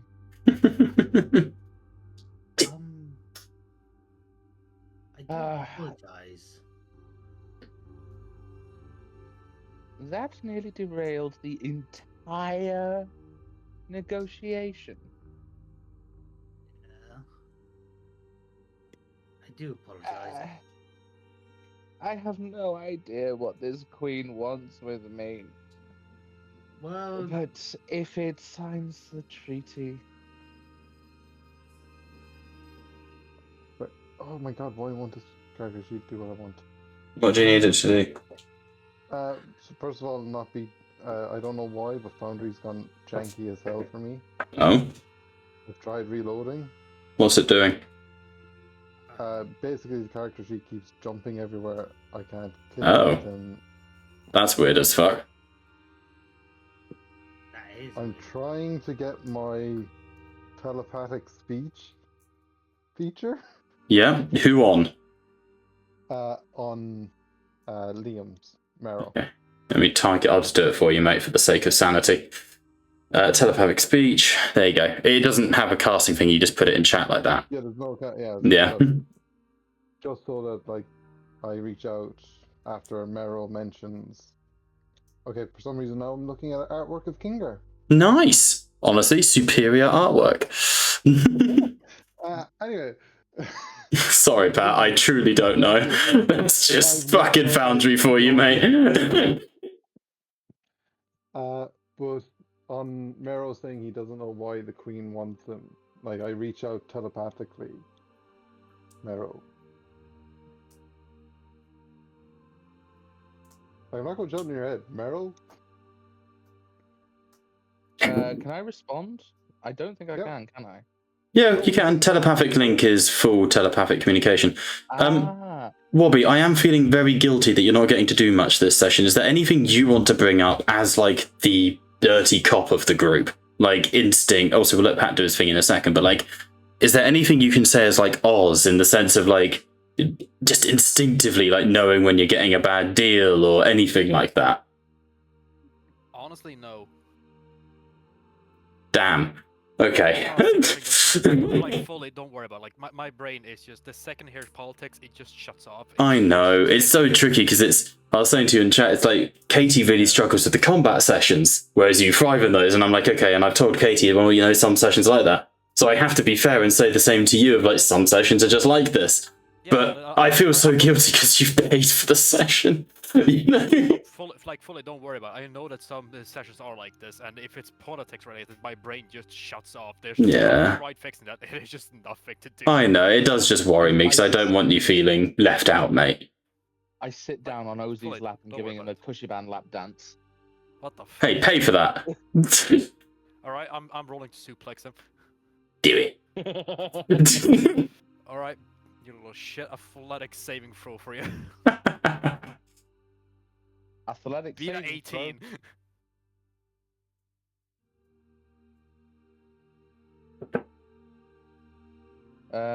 Okay. That didn't pop up for me automatically, so I will do that. No, I just rolled to see what the DC was. I couldn't be fucked to figure it out. Athletics, yeah? Yep. I figured out Foundry, it's on 4 frames per second. The dream. Damn. I also realizes that this rabbit is too damn heavy to suplex. You now have no choice. I'm also calling you fat. This ass fat.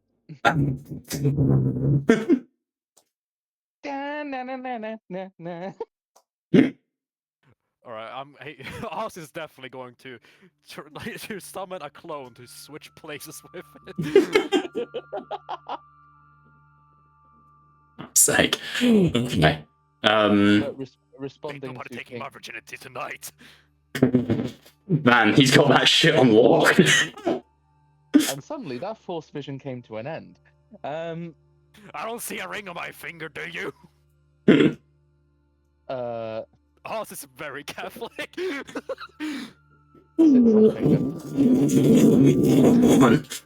That fucking broke Bob. I heard Niagara Falls in the background. I was just fucking full on like family values as he's beating up a criminal. Pulls out a fucking necklace cross. He screams, "Heathen!" Honestly, I dig it. That's what you do at Pride Parades, huh? Rat. Loads bolt. And that force vision count comes to an end. Christ. Responding to Kingar. It's not the first time somebody has invaded my mind. What do you want? Okay, first of all, Alexis, this isn't me invading, it's like knocking on your mental defenses, sorry. With Kingar, it's much more gentle than you'd get from like the the Shinsharash.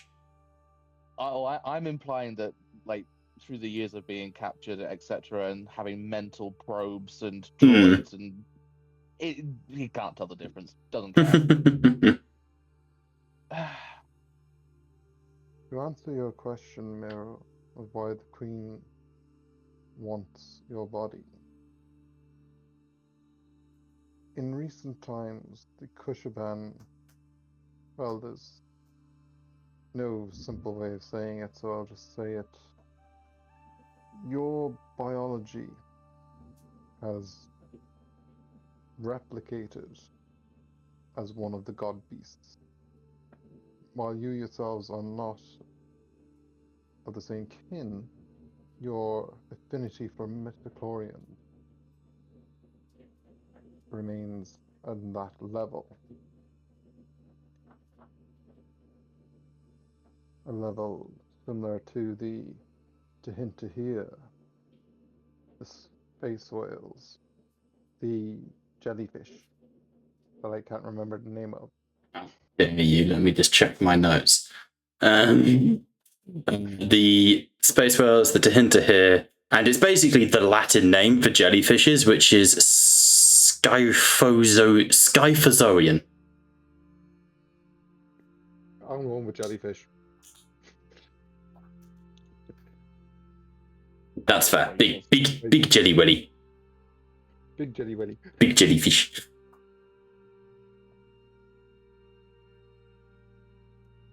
So you're trying to tell me that the Queen would seek to replicate a god beast within me?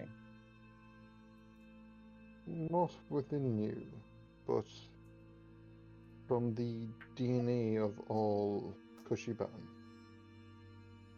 Managing a perfect replication and this is my theory, the Queen wishes to make a race of extremely powerful, force-capable slaves.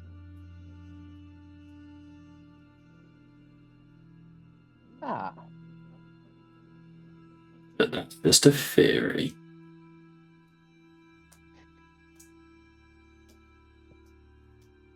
and yet one could be mistaken for assuming that she would use the Kushiban as amplifiers, saturating, if there are enough of us, the planet with enough force energy. There could be a nexus here, as there is on Coruscant. I understand your idea, but to correct a misunderstanding, the extra midichlorians do not enhance a Kushaban's ability to wield the Force. No, but enough force users in a particular location sensitizes a location to the force, thereby amplifying it. Korriban is an example. Yes, I As is understand, Coruscant. but what I'm trying to say, and I'm just going to be blunt, is unless I picked it up wrong, Bob, the Kushiban species aren't all just magically becoming Force users. No, it's a passive thing. It has zero effect on their likelihood. They have no Force abilities. Exactly. So midichlorians in my headcanon are a parasite that feeds off the Force. They are used as a measuring tool to establish if someone is Force, like how strong one could become, right? There's something about the Kushiban that attracts midichlorians to them, which basically doesn't mean they're more likely to be Force wielders. They are just innately more in tune with the Force. It doesn't boost them in any sense. That's what I'm trying to stress, is that the Kushiban aren't becoming Force wielders. It's just they have more midichlorians. In a similar way that the God Beast would have a massive amount of midichlorians. Yeah, they're almost if you were to look at them through like a visor that showed you midichlorians, they would just be a blurry screen, you know.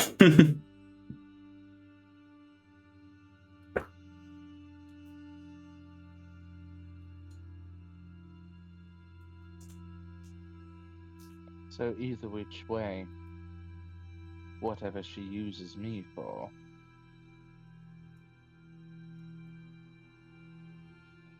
it would guarantee our success.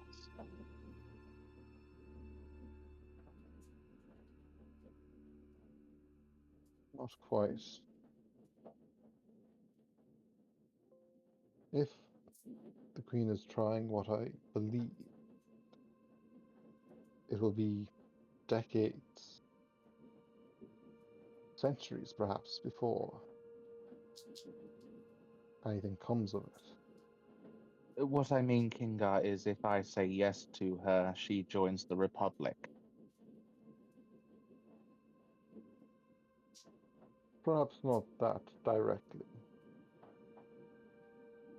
She's already offered to sign the treaty on my agreement.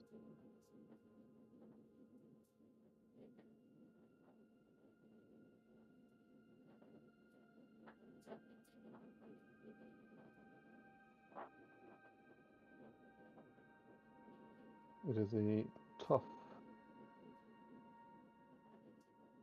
thing to do. To judge how far we must go. Not at I all, fear we, Kingar. It is a matter of metric. but If I an fear this entire conversation would be better done with the others involved. Oh yeah, this is all Not that telepathic. I was I'm- wondering, like, why is Yeah. Kaleem not contributing? This is really good. Oh yeah, it's all in your fucking head, isn't it? It's all in his Yeah. head. Yeah, I'd honestly completely forgotten that. Like, that's why I muted well, myself, we because do. this is Ah. like, I'm with you. I'm with you. Like, mentally communicate. Mero grabs Kingar and, no offense, and chucks him out of his mind. Are you strong enough to? I'm sorry. Get out of here! Get Get no. out of here!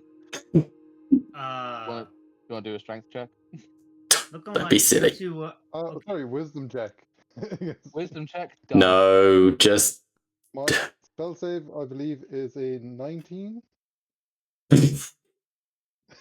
boys. You play nicely.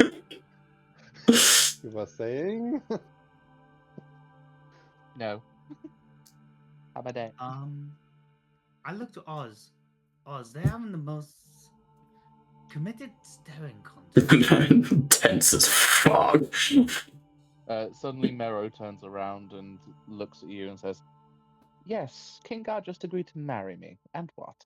I knew it. Huh? Congratulations. I know that, Mero. Wait, were you being sarcastic? Side-eyeing Kingar. I'd like to No. stress, Kinger's eyes have been closed throughout all this while he's meditating. Like, he's just doing this on the side. No, not at all. We're getting married now. Oh, It has been decided. At least it's not pre-marital sex. ew. Oz. It's being highly like devout Catholic. That's something I'm not ready for. Ew. But anyway, Yeah. I have. What was you thinking anyway, Inzio? My intentions were pure. I did want to help him. I believe that the guards used, I quote, smoke screen. Well, to be fair, Anizio didn't use that word. That's just for the sake that that to be fair to Kaleem, he didn't use that word. That was just sort of clarifying what was being done because Kaleem was talking in front of the guards. He did allude to using it all as a cover though, which is why we're using that term. Just to be fair to Kaleem. No. Fair. My intentions were pure. I did want to help them. We did do a lot of damage to their city. At which point, Kingar will open their eyes and join the conversation. I can understand Inizio, but they are not a member of the Republic. We do not have jurisdiction to deploy troops to make decisions on repairs without proper recourse, without proper authorization. I wasn't even asking for troops. I was asking for a list of our engineers and medics who could offer That's their what I'm help. saying, Inicio. We don't have authority to deploy any member of the Republic on this planet. I was hoping to use it as well. I was hoping to talk to Queen and give her a list of these individuals. It's less that annoyed them, though, isn't it? It's more the, we're going to sneak into the gloam sort of side of things. That too. Also, Kiri, what the hell did you get here again? Kiana, she's been with you. She joined you, remember? Oh yeah. Yeah, she did. Okay, fair enough then. She did come planet side. She caught up with you. She was the one delivering the message last session. I suppose the only real satisfaction that I personally have is seeing Heinous squirm like the pathetic little Gungan he is. And there's no chance of him hearing any of this because he's deaf! Okay, he's not deaf. His ears still function. They just don't have the flappy bits. I know, literally mocking him. You son of a bitch! And I hope he fucking feels that in the Force. So, We have gained the advantage. The Sith have been driven off. However, now is the time we must be most careful. We are at the precipice. I believe the Queen will wait till this gala to officially make any announcement. That gives us a few days to set the board to correct misunderstandings. yep.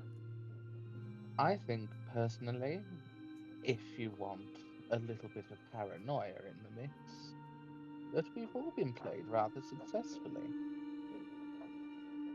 The Queen's words of wanting to join the side that would win,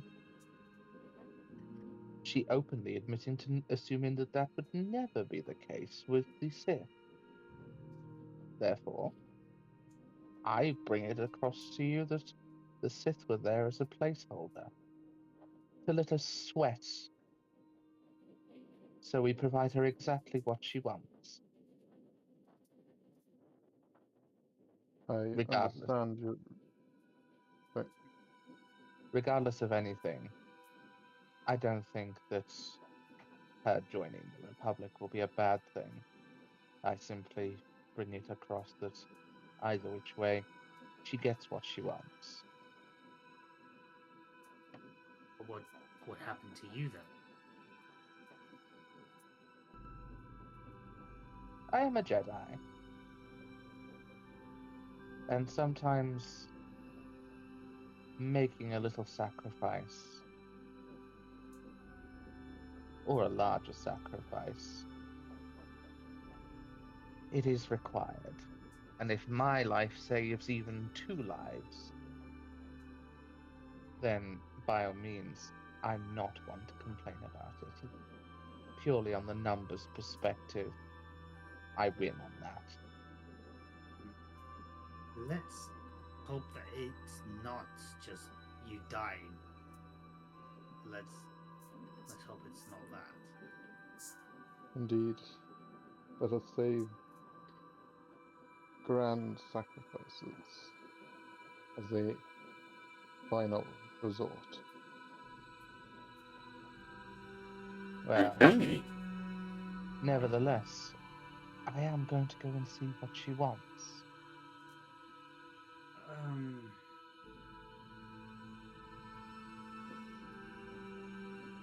Yes, Huh? Inzio? I might double down on wanting to just go and clear up some of the wreckage of the ships that kind of crashed. So I might ask if I could get escorted to the crash and see what I can do. I would play your cards carefully, Inzio. No offense, but regardless of the Republic's position in looking for the Queen, we as a party are skating on rather thin ice. Understood. I'm just playing basically what I was going to do anyway, which was try to go and help. So I might as well just go and do that by myself. And, well, with supervision of the choir guards, if they're alright with that. And not currently there, but you can ask. Oh, Well, nevertheless, Kinga, Ozi, Inzio, Naeus, and that cute little child in the background, Kiana. Nice to see you, by the way. I hope you've been causing trouble. I have a queen to woo. I mean, negotiate with. Bye-bye. Right, the man's confident. You got to give him that. Oh, there I am. But I will keeps kicking it. ask. There's 2 rabbits. I will ask Oz if he fancies a quick spa. I'm down for a quick spar. I hope you do not mind, Ginga. I'm gonna ask the guards if it's alright to do some cleanup. I might as well put my strength to good use.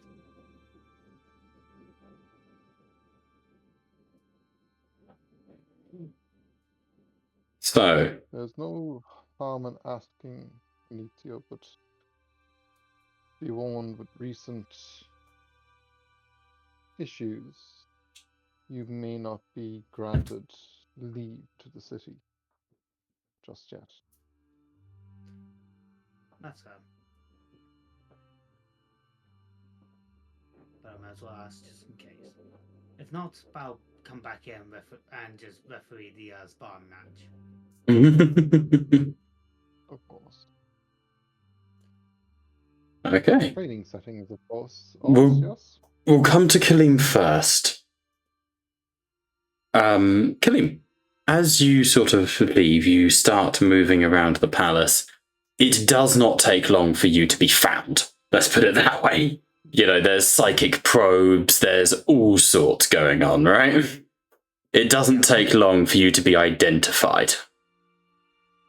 However, you are surrounded by a choir guard, and the same one who essentially caught you earlier steps up and goes, "In Master Renatus, once again, you are out of your known bounds. I must inquire as to the purpose of this." I was actually looking for the choir guards with the intention that you would happily escort, well, if you would like to escort me to the crash site so I can help do what I can in clearing up some stuff and help the people out. If that's all right with you. Make a persuasion check for me. I'm going to make it a roll because on the surface, no, but at the same time, you're like, you're a Jedi. So there's a bit of leniency. So let's make it a persuasion check for me, mate. It won't be a super high DC.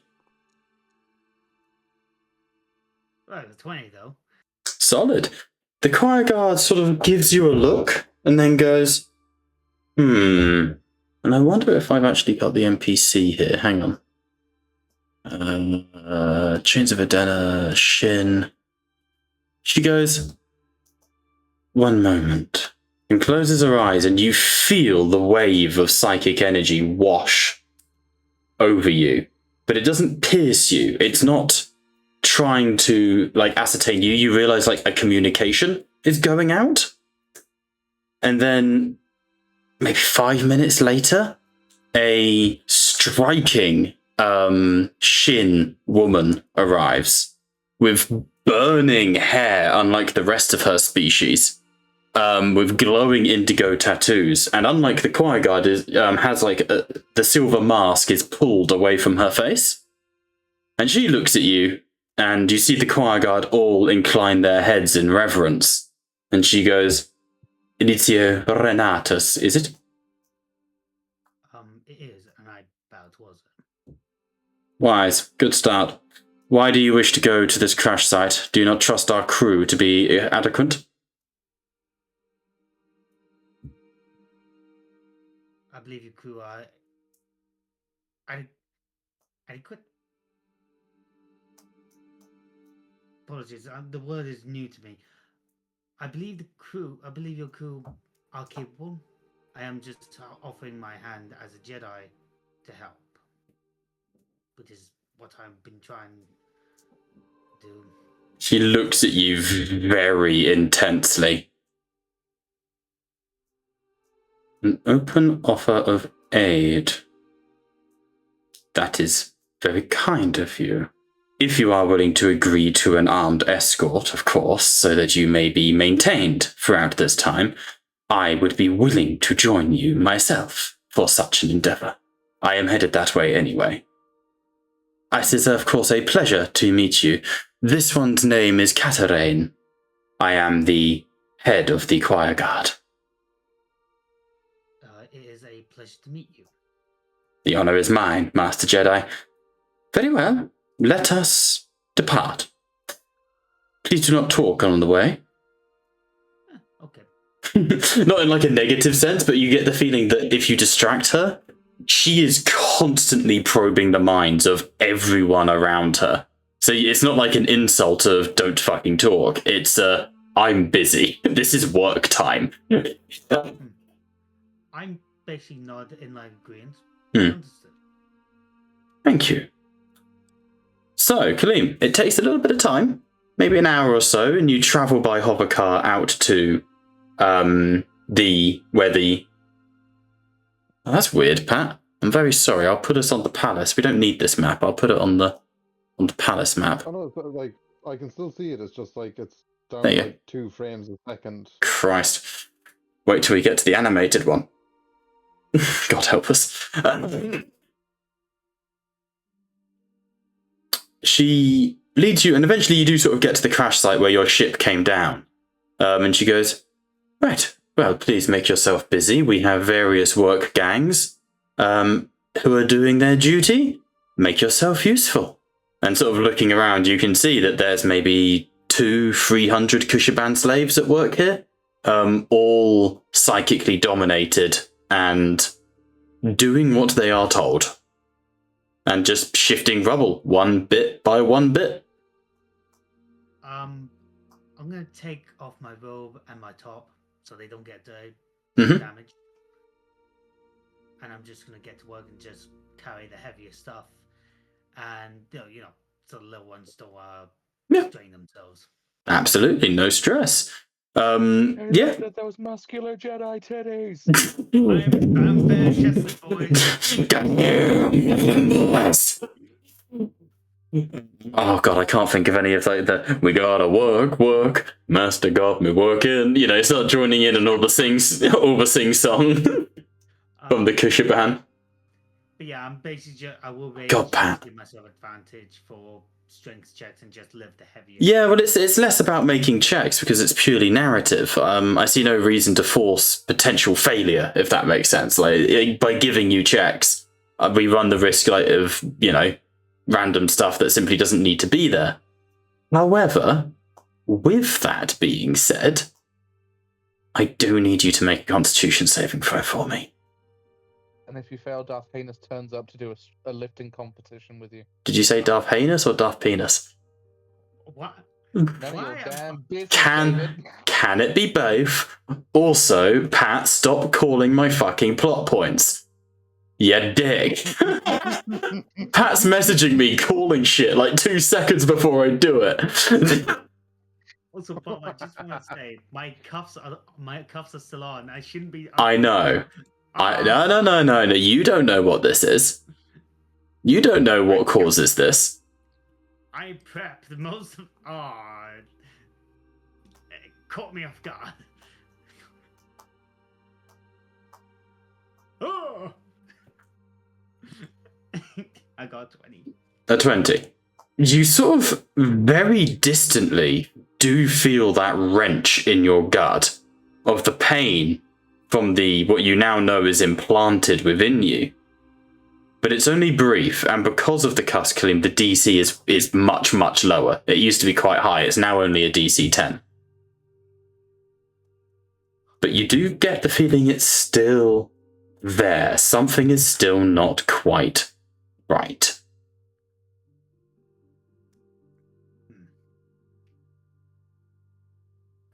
So, Pat, is there anything you want to do before we go to Liam and his... Pat and Wobby, is there anything you guys want to do before we go to Liam and his romantic rendezvous? We were having a spare. Okay. Everyone good to watch the murder happen? Yes.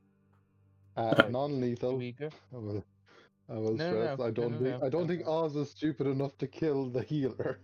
You say this now. You underestimate his You power. underestimate my low IQ clones. Man's ready to fucking throw hands so... Inga, you forget they all share one brain cell. Not even wrong. I've just got to reload back into Foundry. Also, by the way, I meant to say, but we've been chatting and busy. I didn't want to interrupt. Katie sends all her love, but has been so busy. She is really not well. She's quite under the weather. She's suffered at work today, so she sends all her love, but she just can't tonight with the session. Katie. I'll be open as well. She is considering dropping out of the campaign just because of the timing of it all, and working and the late nights and everything. Yeah. Which is her choice. If she does drop, she is considering the Mensolum campaign, just out of interest, so you know. But that is her choice.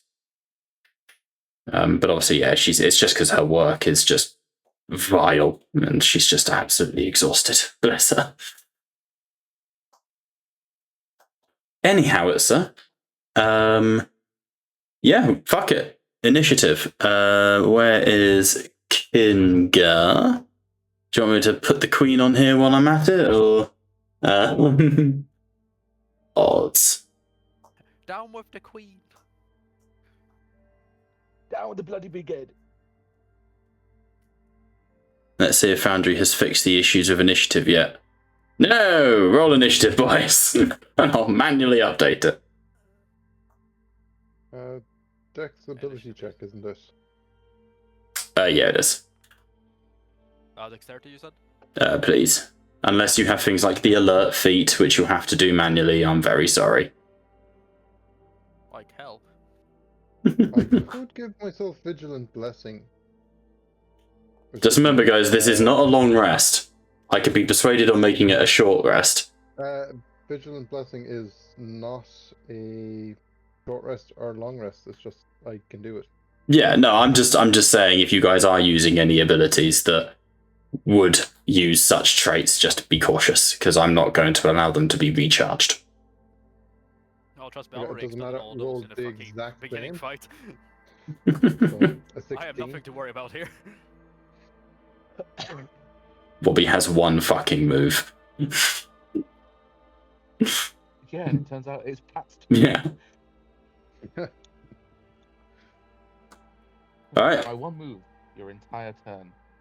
Let's have a look-see here. Update participant. Oz with a solid 9. Pat with a 16. Alright, let's go. Kinga, you're up. What we're going to do. So as the two of you settle into your battle trances, stepped across from each other. I think it's the first time Kingar's doing a proper fight. Yeah, Kingar is doing a proper spare, so I draw my lightsaber, and yeah, I'm doing possibly something stupid, but getting in close. Gotta fucking respect it, boys. He doesn't have his 7 reactions now, so you're good. I know. Hard nerf. But Kingar will use Booming Blade, as that is my go-to move for... Which is way nicer than the Boomer's Blade, which just goes, I hate kids. Sorry. So I get an extra 2 damage, or it's 2 damage if he moves away, I believe. Oh, So yeah. my target... Yeah, basically, on a hit you suffer the normal effects, and then if you move more than 5 feet, you take extra damage. Yeah. and then I get to target. I'm sorry, what? Kingar's target is. I'm right next to him. Is it a map issue?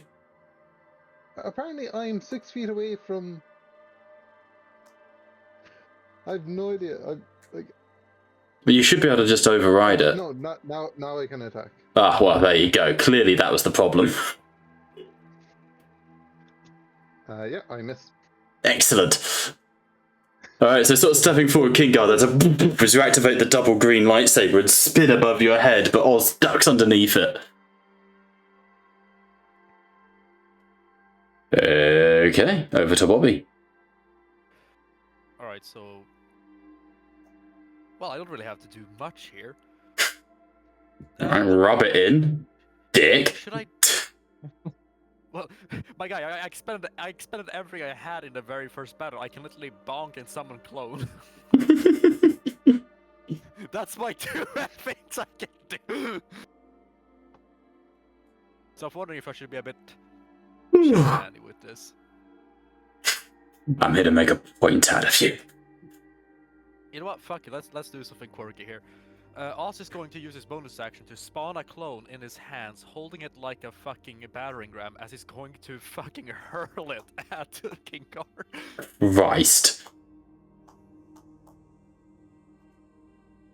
I Okay. have no idea what that it would be, so please tell me, Bob. So hang on. Repeat it again, slowly, for the dumb people in the room.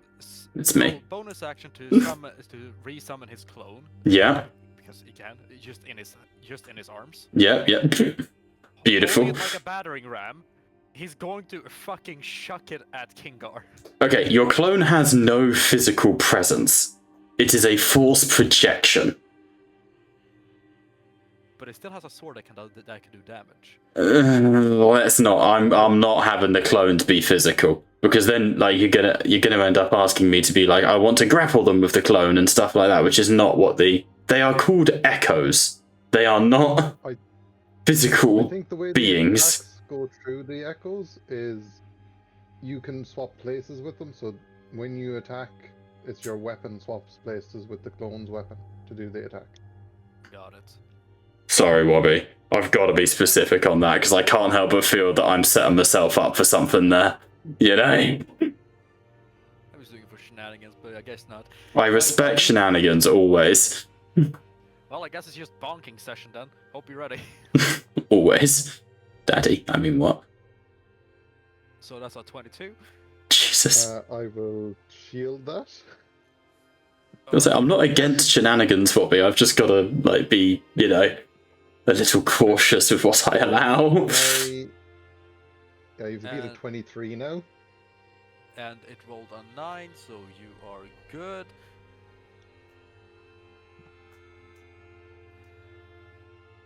Just because it's funny, I'm going to bonus action just to swap places with my clone that's standing behind him.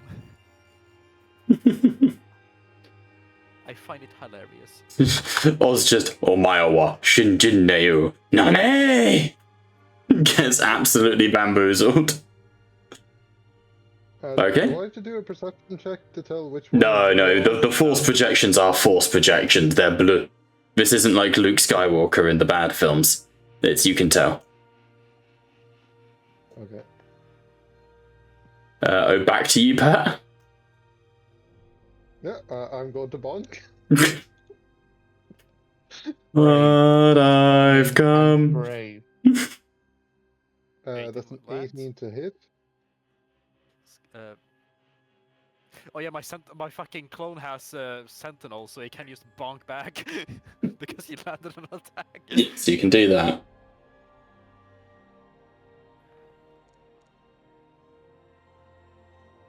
So I believe then I just roll another attack. Then. Yeah, you can just attack back for existing.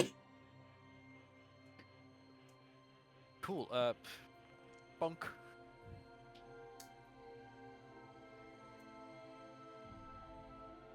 That misses.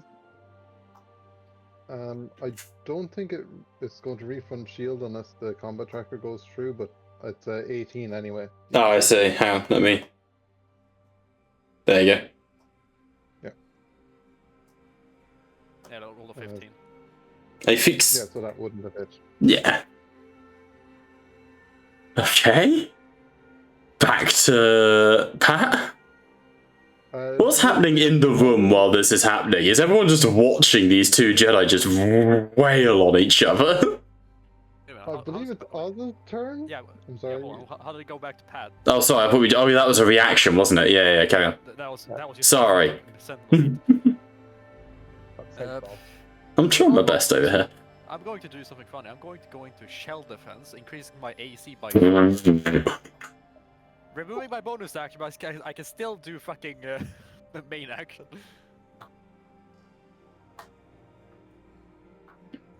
So you just fucking deep strike.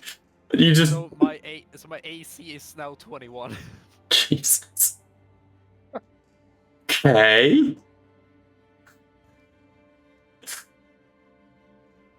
Okay. He takes us like a good stance, holding the sword with one hand.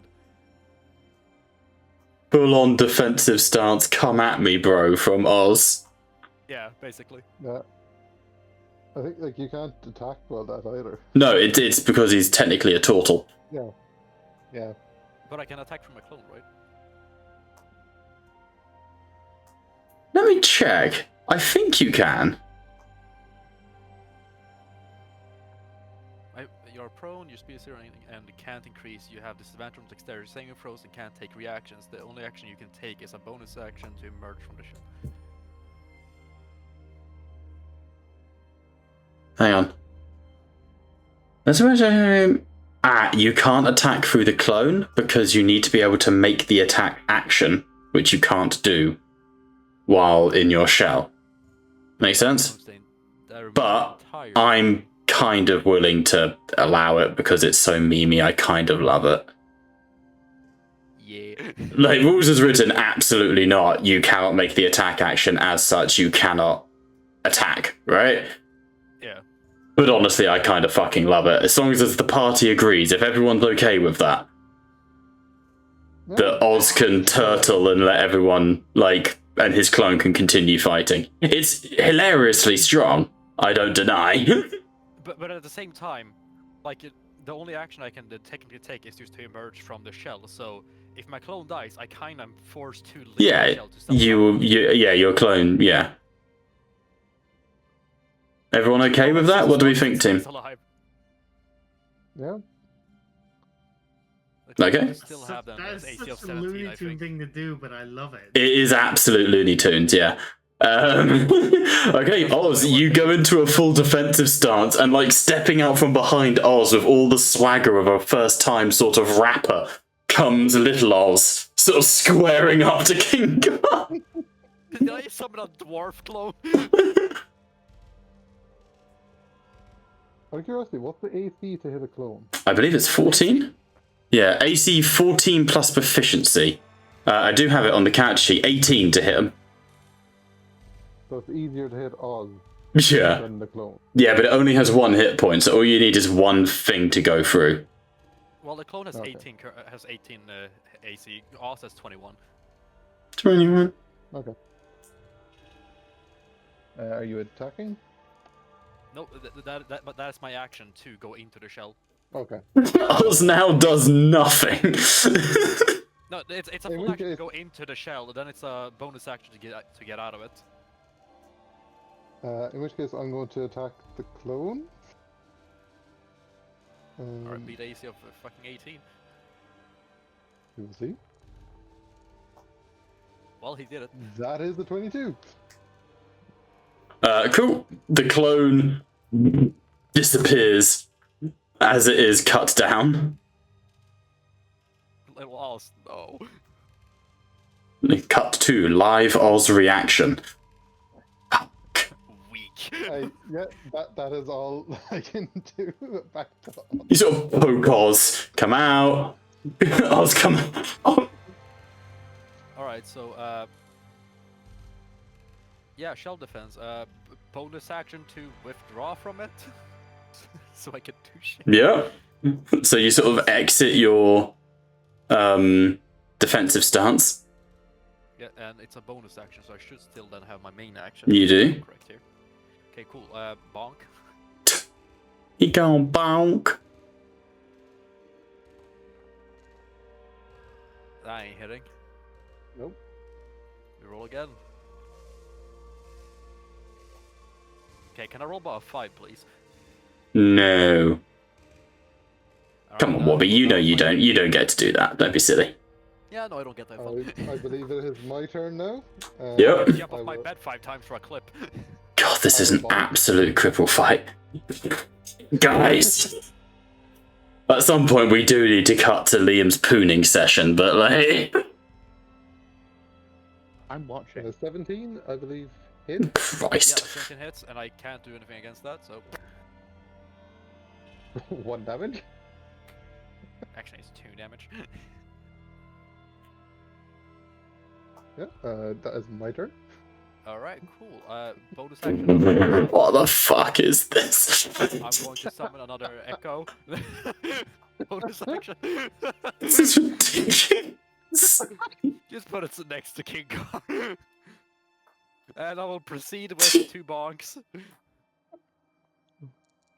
One of these gonna land fucking that one. That one. My God. Hey, look at that. 23. I leave that go through. So that hits. 11 damage. That is better. Buckle up, boys. I mean, should we just go to break and let you guys roll? Somewhere Kaleem's going, you gotta work. Master got me working. He's never finished. Sentinel strike from Manifest. Christ. Jeez. He is one with the Kushaban, and the Kushaban are with him. Okay, so that's an attack roll with the fucking reaction. It does not. That misses. Yep. Death by 1,000 bonks. Thank you, Alright, 2 Novo. more marks. Let's go. God, we're gonna be here a while, guys. We gonna be here. Do I use shield to stop this? We're not getting a long rest, you said, yeah? No, you're not getting anything for this. Okay. I'm not giving you shit.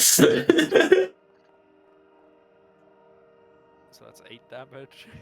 Then we go again. All I'm saying is, Oh, that's Who asked definitely a hit. who asked the DM? We can rebel and say we get a long rest. No, you can't. That's not how the game works, Liam. I love you, mate, but fuck off. I would say that the way Oz is fighting is that he and his clone is attacked from like both ends at the same time. It's Nice. incredibly hard to know like who's actually attacking him, and him switching constantly between himself. You have no Fuck. idea, like what strike is actually the real one. It's pretty cool, to be fair. I'm trying to think. There's a film like that. It's like Blade in Marvel Zombie, Ghost. Sorry, the one that like flickers in and out. Yeah, Yeah, that's pretty cool. but instead of just flickering in and out, it's just 2 people, and it's just one is real, one is Blue, not blue, blue, not blue. not. Okay. It's like fucking. Bonk again. It's Jujutsu Kaisen, the fucking Totosi, where he's just clapping his hands and he keeps switching places as they Sentinel! You know, guys, I think this is getting a bit silly. Well, the clone is fucking shit at a job. It's not silly yet. Is it not? To be honest, we. Yeah, I'm lifting. Alright, that's 1 miss attack, so we go for another. They miss both attack. miss. Your turn. And bonk. My And then- turn. Oh, fucking This is so dumb. So dumb.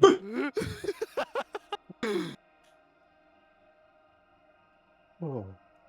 Just bonk, bonk, bonk, bonk, bonk. Can I have 5 minutes without bonk? No. All I need is 1 minute to short you. Can you not If I- be yourself for 5 minutes? Do you think at any point Like, they confuse Killeen for one of the actual slaves, and he just gets absolutely fucking whipped to shit. Oh, Like- also. The what? Oh, definitely. Oh, okay, Um, so that, it's my turn then? Yeah, it's your turn. Alright, cool, have 2 bonks. One is That's a a 2, miss. that definitely misses. The other And the other one 19. hits. No point me even shielding that. So yeah, goes through.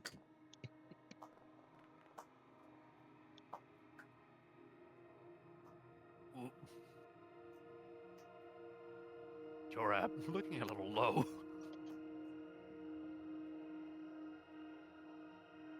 You good? Are we going till I get knocked out? I assume so. You guys kind of I mean, we dictated can. this. You can call it whenever, but I don't think you're winning this one. Hopefully. Bonk. You know what? I respect the cockiness. Kingar's like, not all librarians are boring. Bong, bong, bong, bong, bong, bong, bong. Go to sleep, go to sleep, go to sleep, go to sleep. Yeah, I was thinking that. What was that noise? Oh, Clean, thank you for the subscription. That's very good of you. I'm glad you found something to do during your late night bonk session. Yeah. Oz, did you go non-lethal? Yes, you guys declared at the start of this you were doing non-lethal. In which case you knocked me out. Please describe how. I think through a blend of like flickering in between, like in front and behind, above, from beyond, with like several like backhands from the lightsaber, he finishes with just a light tap on the head, sending Kingar like, you know, trust falling down into the clone's arms. But because the clone, it goes Yeah. through it. As the Kingar hits the ground. Rug. And detonates in a nuclear blast. I told the witch doctor. No.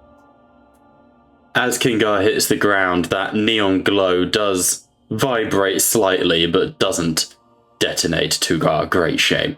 But That fight I detonated. you are victorious, Oz. You have successfully beaten up an angel who specializes in medicine. Congratulations. Also quickly inspect his own clone. Kinda impressive. You landed 2 attacks. Clone says nothing. It's not. Like, Yeah, he's inspecting the clone because it mimics his body, and he's selling this to the unconscious Kingar, so he's speaking to himself at this point. interesting. You know, he might be a bastard, but at least he's a fair bastard. He That's true.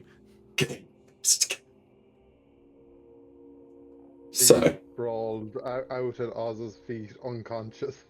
God. Could I even wake him at this point? A little bit of radioactive dribble. I hold him up by the the waistline on the neck. He's like, wake up. Kingar can come back up with 1 hit point remaining.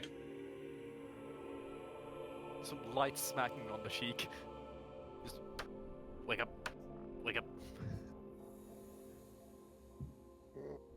Oh. You good? I will be. Could I trouble you, Oz, of carrying me to the nearest bed?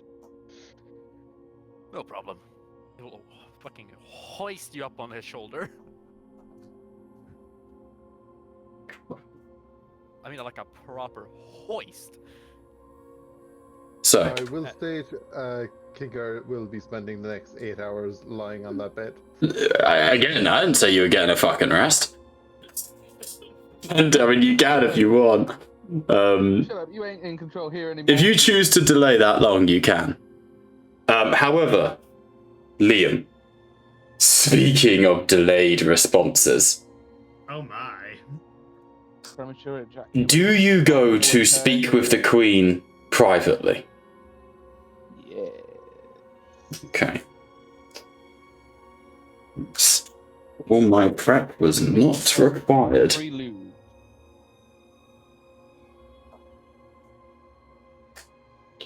So, you are escorted through the palace down into the sort of depths before coming to an elevator that brings you up to this highest spire.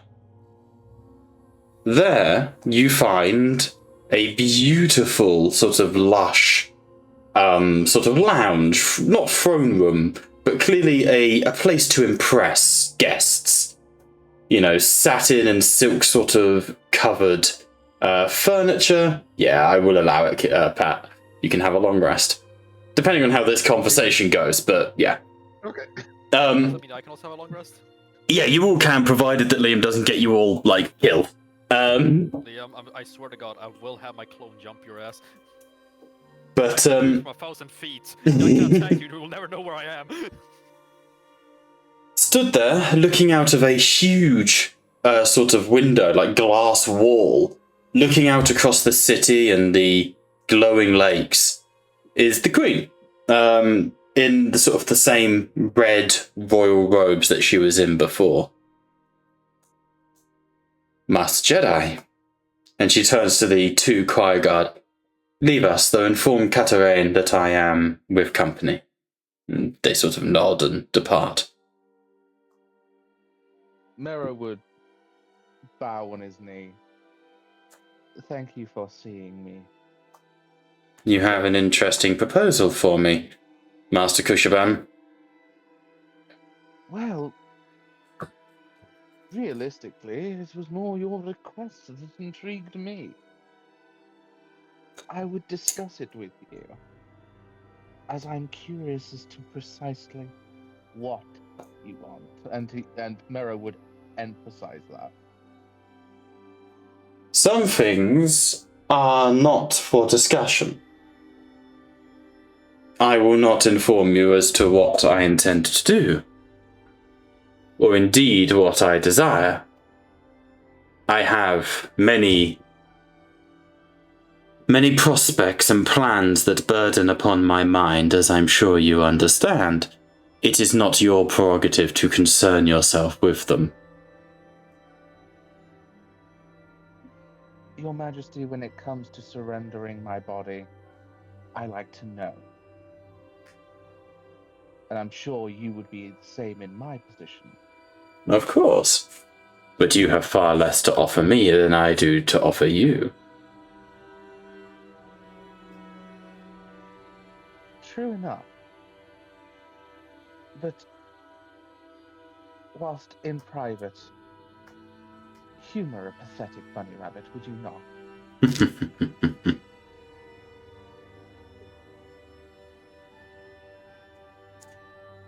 And Mero would, in a strange way, try the Puss in Boots eyes. Roll persuasion. I'm not giving you anything for that. Actually, no, first roll me a performance, DN20. If it passes, you can have a persuasion with advantage.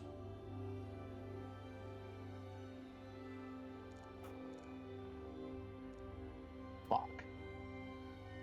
She goes, what are you doing? Stop that. Stop it. Stop it. Ugh. Proper ugh. I said pretty please. No. Ugh, gross. Why do your eyes even get that big? You'd be surprised. However, no, not gonna make that line. Not gonna make that line. Not gonna make that line. Merovalan, Anyway, you are the first Kushaban I have met who is able to access the Iliad. You are the first of your kind who has been graced by its reformative powers. That intrigues me. I want to know how. I want to know why. I have many queries and interests which you cannot answer yourself, but your body can.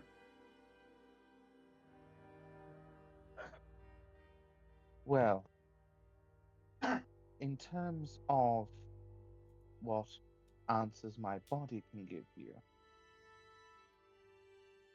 let us discuss terms then.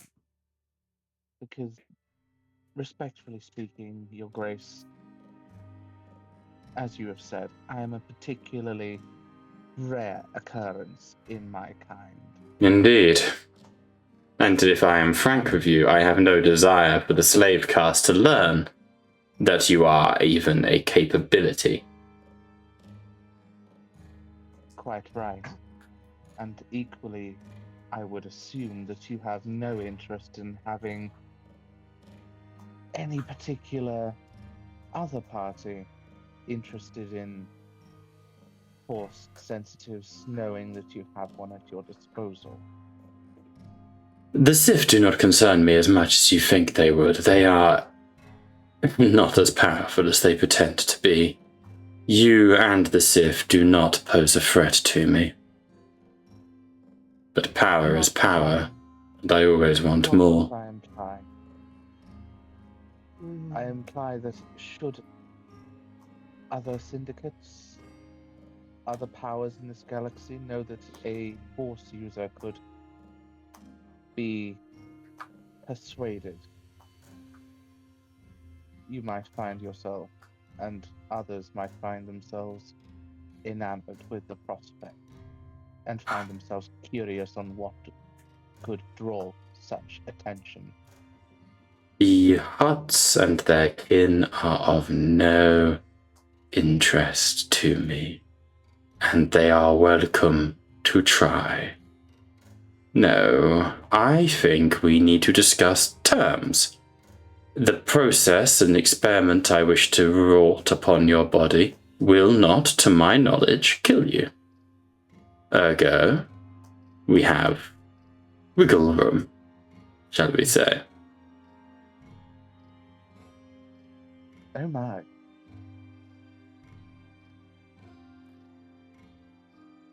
I could, of course, dominate you, break your mind, and make you beg me to do everything that I wish to you.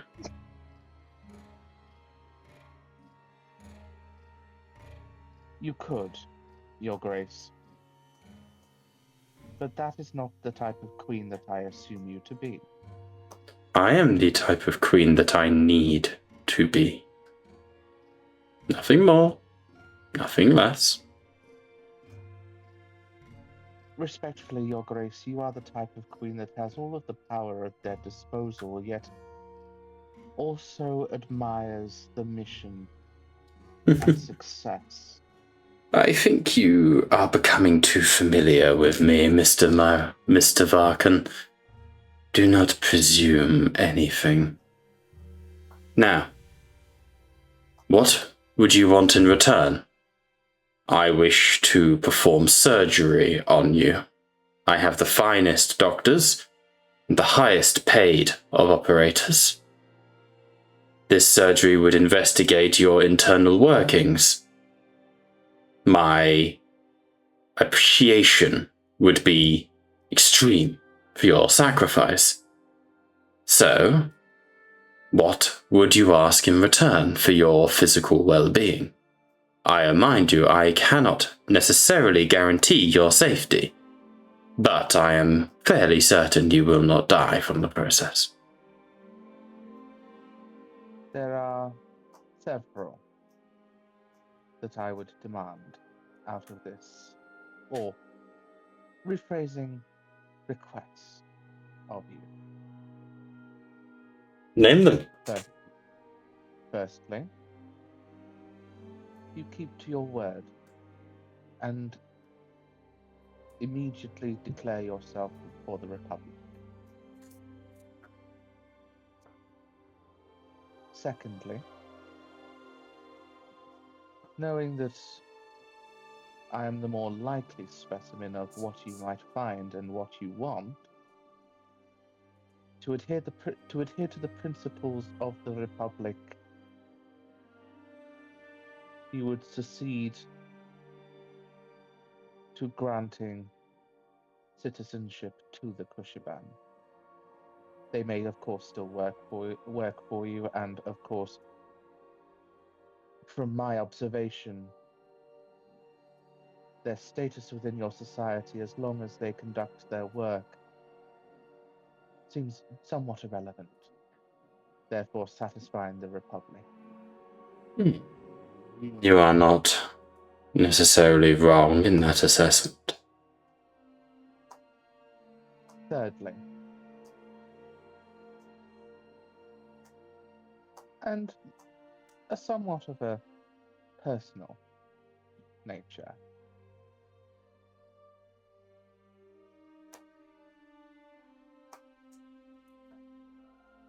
I gain a friend out of the Queen. You are a curious individual. Red shit. What a Jedi mindset. Oh, if you go through with this procedure, we shall be close friends. I think you will not like me quite so much. I think you will blame me for the pain that you go through. I suspect you are a man who holds grudges. Oh, yes. That is not a lie. I hold grudges as much as anybody else. But this is voluntary. It is different. It completely circumvents the plot Bob has written. It's completely shut the fuck up, DM. It kind of completely sends us into the end game of this mission slightly. She sort of paces back and forth. We would perform the surgery immediately. We would descend together, and you would have my thanks.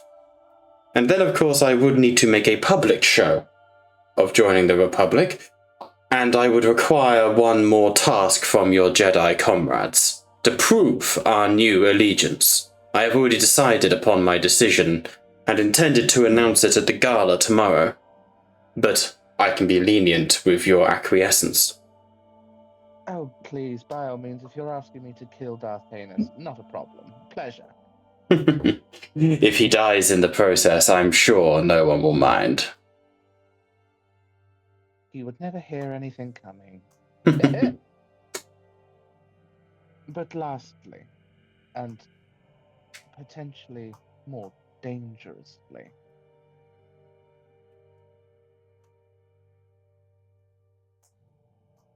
trying to phrase it in the right way. Yeah, take your time. Like I said, this is genuinely huge. You've made an offer she can't, like, not that she can't refuse, but an offer she's vulnerable, if that makes sense.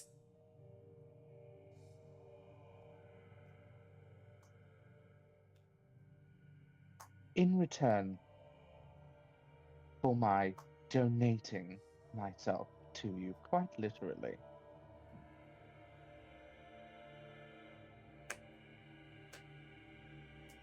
and you're joining of the Republic,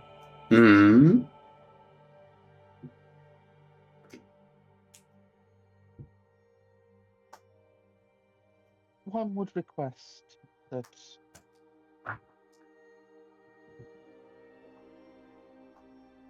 you assist a dear friend with a physical malady. He is currently accused of murder of several Jedi, one that it is very clear that he did not commit, and is being framed for such. Fascinating. Your mental prowess and that of your species and guard are clearly superior to most. 'Tis true. You wish for me to prove his innocence. Correct. And assist in finding the perpetrator. I can make no promises on that. For if he does not know the perpetrator, there will be no point in digging within his mind. No, but you are queen. Your resources are far superior to that of most others. That is certainly true. This is Master Renatus, I take it. Scratching the back of his head, Mero would just go, yeah, It's the second pickle that he got himself into. But He is it isn't his fault. he is of good will. That means a lot. I require people of power.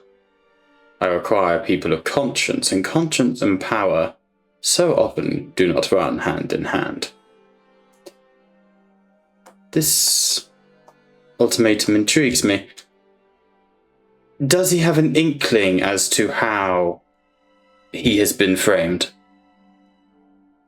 I know not of that myself. I am uncertain. Perhaps you will find out. Not I. I shall send Cien. She is Never I am a domineer. Power and strength and violence are my forte. Cien would be far more gentle with his mind. I mean, you as in the assets you utilize, my lady. Indeed. But the point remains. However, if you are not willing to share what it is that you are looking for, perhaps you would be charitable enough to tell me how you will do it. I can agree to that. We have built a machine that is capable of working alongside the unique biology of your species. This machine is designed to keep you alive, you understand? It is not dissimilar to essentially an MRI machine or a golden throne. It is designed for your What are these safety. This is simply the DM trying to give some context. It is designed for your safety and well-being.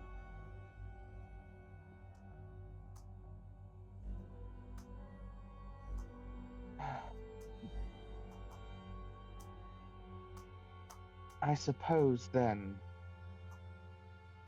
we are. Ooh, one final thing.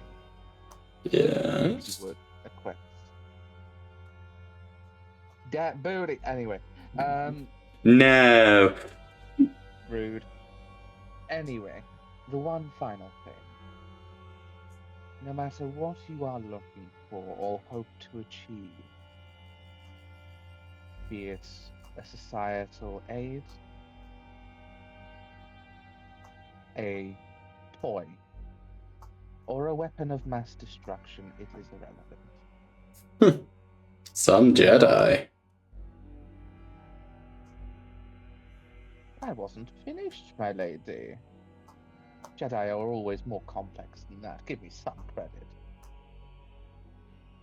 You do not, under any circumstance, and it would be laid out in the treaty under carefully obscured words for those of stupidity and lesser informed to not notice, that you never once turn those attentions or powers against the Republic. With the amendment that should the Republic invade my home, or in otherwise act in a warlike manner to my people, I would agree. I will not have us be defenseless, you understand? Quite agree.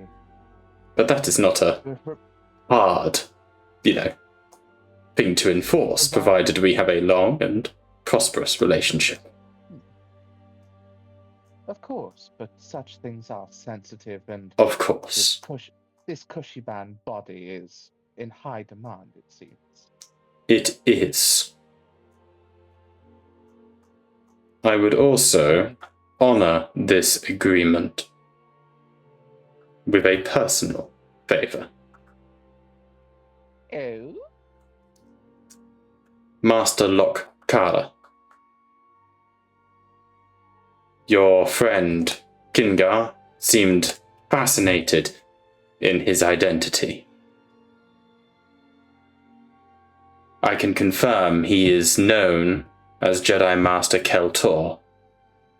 I probed his mind swiftly and often enough to devour his surface forts. I know not his intent, only his name when it came in bidden into his mind. In the unlikely, as you so deem it, event that I do not survive this procedure, you will tell Kingar yourself. That is agreeable. I dislike people who betray my trust. Hence why I stayed behind and offered you precisely what I want, precisely what you wanted. Because ultimately, I do see a friend in the Republic, in you. Despite, forgive me for saying, Your Grace, despite outward appearances in our cultures, you're not so very different from anybody else. Oh, how very Jedi of you. But I do not necessarily mean that as an insult. Slowly, Mero would approach the Queen and stick out his hand. Do we have an accord? She ponders for a long while. Aye, we have an accord. And she takes your hand, and there is this sealing of the deal. And I'm going to need you to make a DC 24 wisdom saving throw. God damn it. Yeah, baby! 20!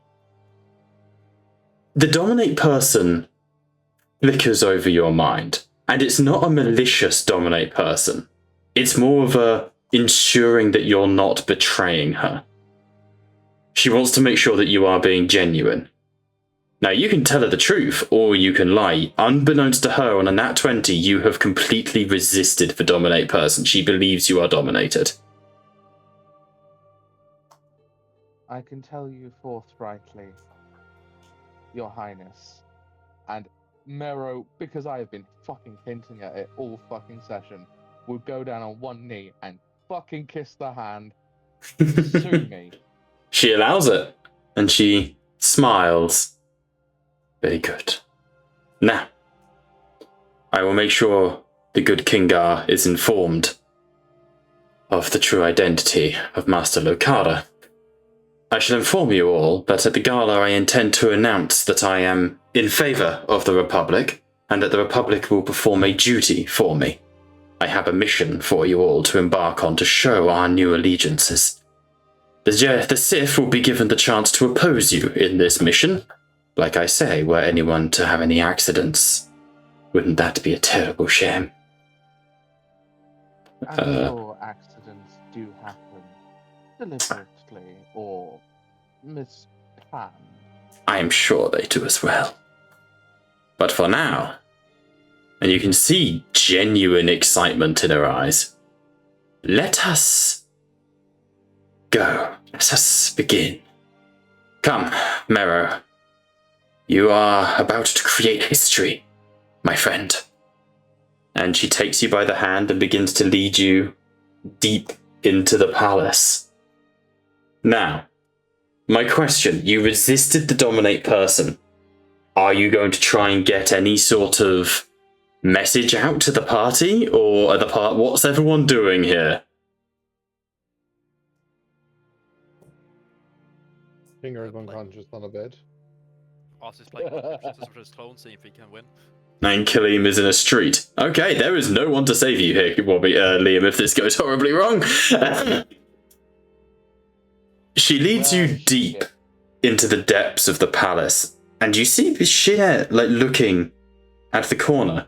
And as she passes, like someone moving at a supersonic pace where other things are just dragged in behind them, Choir Guard move in and surround you.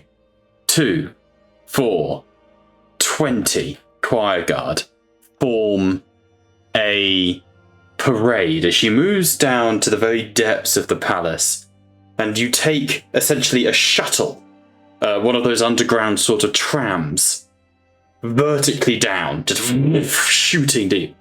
And you realize you are deep under the lake that is in this image here. You have gone from there all the way down, and you're now under here, essentially.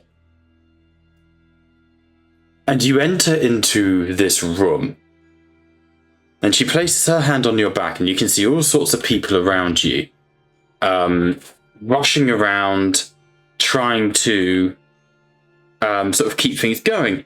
You see the servant, Embrakil, moves closer to you, head bowed. This one is great. Indeed he has. Please prepare him and make sure CN is nowhere to be seen. Of course. She is. And Embrakil sort of guides you to one side, whispering into a communicator on his and he goes, Mr. Falcon, you do us great honor.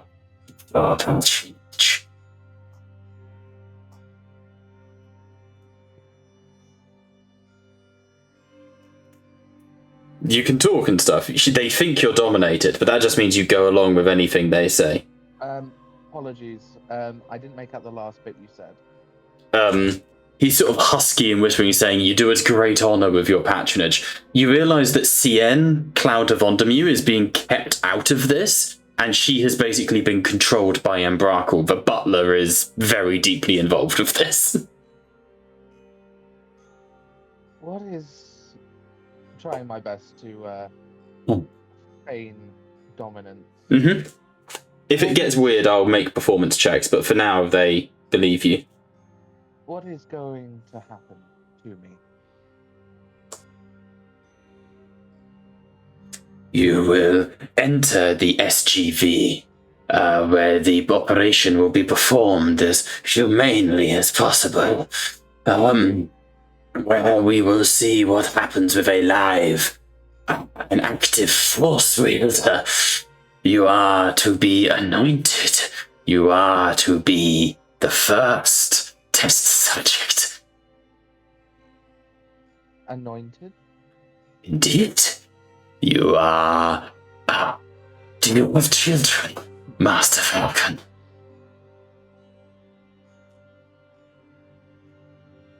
What do you mean by that? But after today, you will have...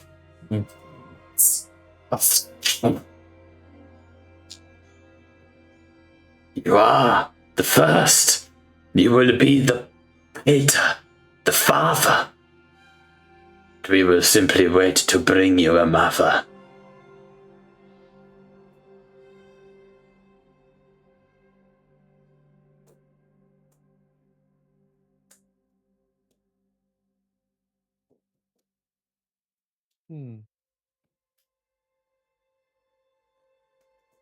Then we best get started.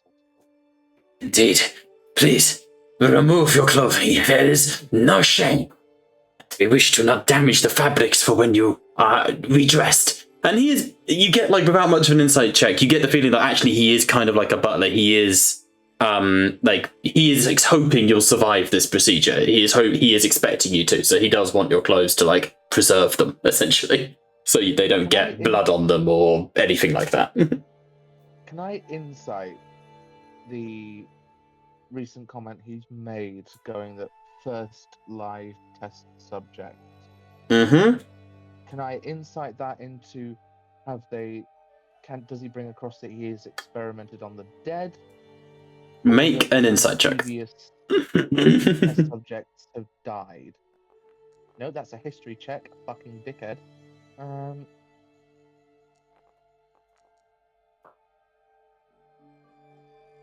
What we got?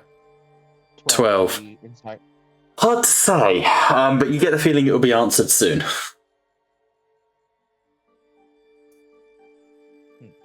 Hockey. And Mero is slowly gonna disrobe himself. Okay. Not a tease, but... No, and you sort of do so, and people avert their eyes out of politeness, and Embrakil takes your robes, and then places them to one side, and holds out his hands and goes, "Honored Master Jedi, you will save us. Kyber crystals cannot be near the SGV. it causes backlash. Please. And he bows his head deeply. I will protect them with my life, my body, and my mind. Don't worry too much about that. I believe you. To me, Hand over his lightsaber. great honor to hold the weapons of an Iliad. And he takes them and like genuinely holsters them at his side. And you actually no, fuck this. He would bring out like a beautiful wooden, like carved oak chest that he places them in like velvet mats and silks. And he places it to the side where you see like a force grid. It goes around it and keeps them safe. Only I, the Queen, know the access code. They are resolved, my lord. Now, please, rest upon the gurney. And you see they've brought forwards like a metal sort of operating table that's sort of vertical, so you can sit on it, essentially. Rest yourself. And you see at this point the Queen steps forwards, and amusingly, not because I'm hinting at anything, but she is butt naked. I'm gonna fuck the queen. No, that's not where this is going. But she goes, well, more the persuasion. No, frankly, you're a slave. No. But she is completely in the nude, and you can see the glowing tattoos all of her over her body. I was joking. If that nat 20s, I'll kill you. And these tattoos are glowing with an insane light, to the point where looking at her now is almost blinding. Looking at the Queen in this moment with the tattoos glowing this strongly is like looking at Kingar. And you see that family connection that, you know, they refer to each other as cousins, but for the first time you really do see that genetic link. Kingar's people, the tattoos glow so brightly they're just beacons of light, but deep underneath them they definitely have them. Whereas hers are now beginning to ignite. And she steps forwards and sort of becomes clothed in red-black silks that flow from her. And you can see, in the base of her chest, a dark sort of crystal or canister that has been embedded between her breasts. Almost identical to the X-ray of Inicio. Rest, Mero, and she pesters you onto the gurney. Are you at ease? Calm, please. If you stress, I fear it will affect the operation. This is as much a trial of the mind as it is the body, my friend. No, not at all. As you say, my friend. As your friend, I would say. Damn, that is a good sight to fall asleep to. She genuinely blushes and leans in. You are a slave caste, but were you not of the species you are and born a Sureshi? She leans in incredibly close, an inch away from your face. One hand, long nails about 2 inches, run up the side of, down the side of your leg. And you feel hot breath on the side of your neck before, click, click, click, click, she activates the handcuffs, the leg braces, and then a chest brace goes across and you are completely restrained. And she steps away. I know we agreed to this, but buy me dinner next time. It was more just to make sure you didn't resist while she bound you completely. I know. You ain't getting dick this session, Liam. Fuck's sake. You can try. I'll get you next time. I'll get you next time. So, Mero. Completely restrained, your arms by your side, chest bar across your chest. There's a singular as a mask covers your face, and you feel needles punch in the gums between your teeth. You are completely sealed in. She steps back. Right. We all know what we're doing? Everybody, this is it. We've waited a long time for this. Let's make it happen. Now, this could be the one. Dr. Enis, Master Embrakil, please open the pit. And as you are pulled back... Chief Scientist Embrakil. And you see Embrakil sort of turns and begins pulling levers on the walls, and you see the gurney that you were on turn, so you're facing back and looking up at the ceiling. And that's when you start to get the answer to your question. As you look up at the ceiling, Liam, hanging from the roof, about 10 meters, 12 meters above you, maybe 50 to 100 dead, skinned Kushaban slaves, with their chests ripped open. Just hanging from chains from the roof. Like meat hooks in a butchery. Shit. You're placed. I've been played. You've been fucking played, my boy. On your back. And you start... Do you try and break free? Like, do you break the whole you've been dominated thing? Yes. Make a strength check. It's going to be DN 30. You are completely restrained, which means you have disadvantage, I'm afraid. I can't even make that. Nat 20s are what you're looking for. Thing is, we specified that everyone else is taking an 8-hour-long rest. Like, we specified this. This is why I was asking. Liam, something opens underneath you. Lightning crackles around you. Huge bolts of psionic energies begin to smash down from the ceiling, which is when you hear, "Oh, don't be coy, Master Varkan. Sometimes we're just not good enough." And a hand places itself on your shoulder.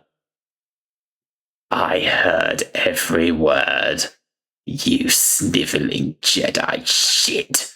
And Darth Heinous digs his fingers into your collarbone. "I suffered your fucking insults. But where are you now?"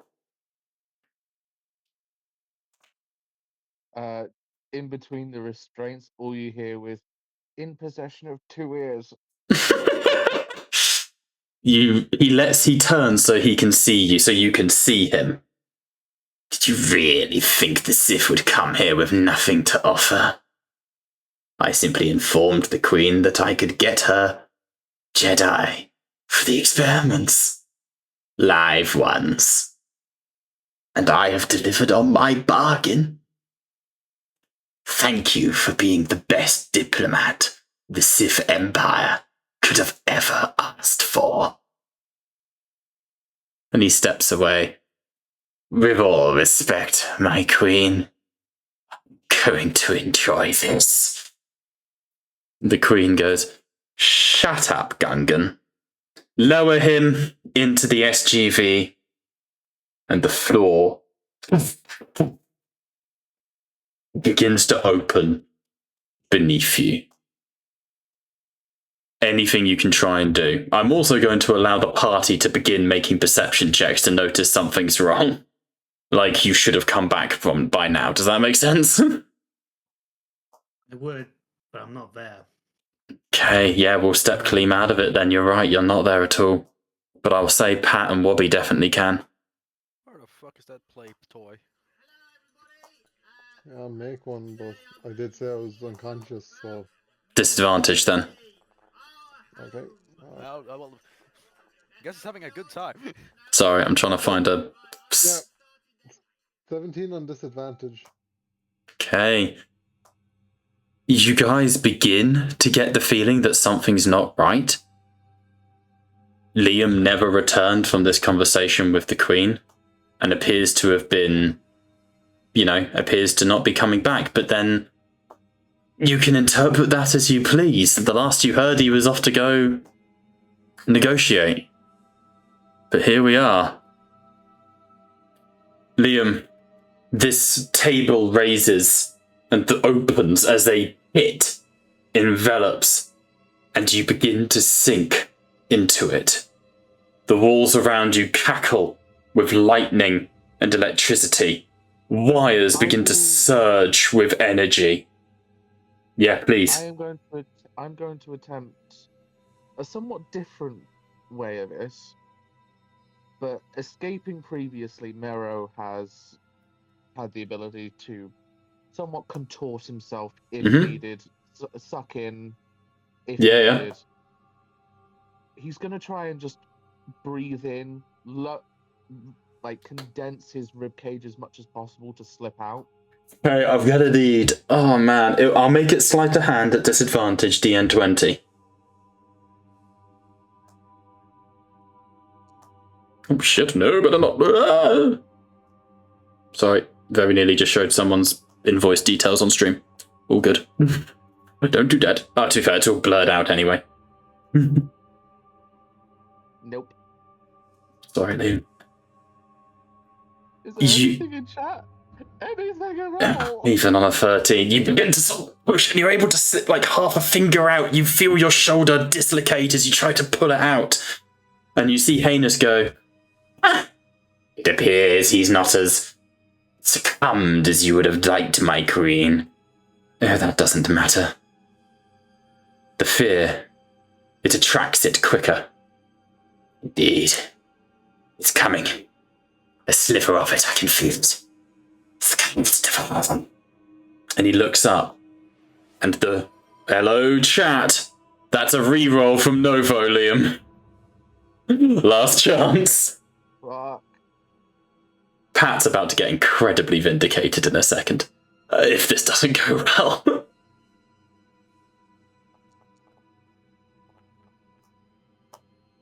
Nope. No. Something begins. Whilst he lowers down, literally all Mero would. He is a fucking little shit, and would go. Yes, it appears that I am on a losing streak, Heinous. But at least I die with 2 operational ears and not being ugly as fuck. Heinous activates his lightsaber and the queen goes, don't you fucking dare. Oh, and I thought you were a bit more honourable than yourself, Queen. Never mind. Oh, don't be so stupid. As you descend, something flickers across the ceiling, darting from body to body, or manifesting above you. The queen tilts her head. It's not strong enough yet. Begin the process. Begin the harvest. And a blade like a scythe slashes across your belly, and you are dropped to 0 hit points as you are disemboweled. Your guts are ripped from your stomach and splayed across your chest. Your heart is exposed, beating frantically. And then the needles plunge in between your ribs, and something, Liam, is pumped into your bloodstream. Then an echoing voice. Aurelium injected. Radiation levels steady and holding. Midichlorian count rising. Rising. And Liam, you start to feel the force fill you. Stronger than you've ever felt in your entire life. You feel like you could crack planets open with the power of the force. Life sign stable. Midichlorian count reaching triple digits. Liam, I need you to make me before you do anything, I need a death saving throw. God help me. He is.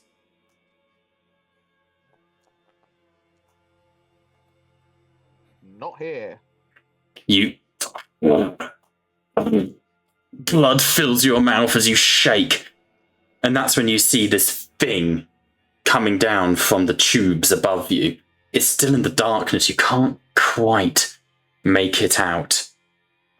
A needle plunges into your left eye, popping it. Oh, hang on, you already have an eye patch. Don't you? Yeah. Okay, then it plunges into the eye socket. Oh, hang on, can you guys not see the map? Yeah, I can. Oh, I can. Why is Streamer Steve being a wanker then? Hang on. Again. Oh, because it's... There we go. Hang on. There we go, it's back. Yeah, no, it's not intended. Sorry, Novo. That was just Streamer Steve being funky. This needle plunges into the eye socket and goes straight into your brain, Liam. There's a... Lightning strikes your body again, and you twitch convulse. And then you hear... What was it? CGV activated. Synaptic genetic violator in process. Harvesting midichlorians. And there's a... As this needle syringe begins to fill with billions of nano creatures as they drain your body of midichlorians. And Liam, you begin to lose your connection to the Force. I am going to try with the power that I have to see if Shield of Faith would work. Okay. Yeah, you know what? Narratively, I'll say it will, because it can't really affect the outcome at this point. The blue shield of Force energy washes around you. The needle. Midichlorian count rising. Beryllium rising. Midichlorians extracted. And Liam, your connection to the Force drifts into the wind. You lose that sensation in your body, that feeling of being alive, the thing that made you special. You are no longer able to cast powers, Liam, just so you know, if you survive this. You have no connection to the Force. Oh dear. That's when the needle retracts, and you can see this biomechanical lightning, black lightning, in a bottle. Midichlorians harvested from your body. As you whimper, I need another death saving throw.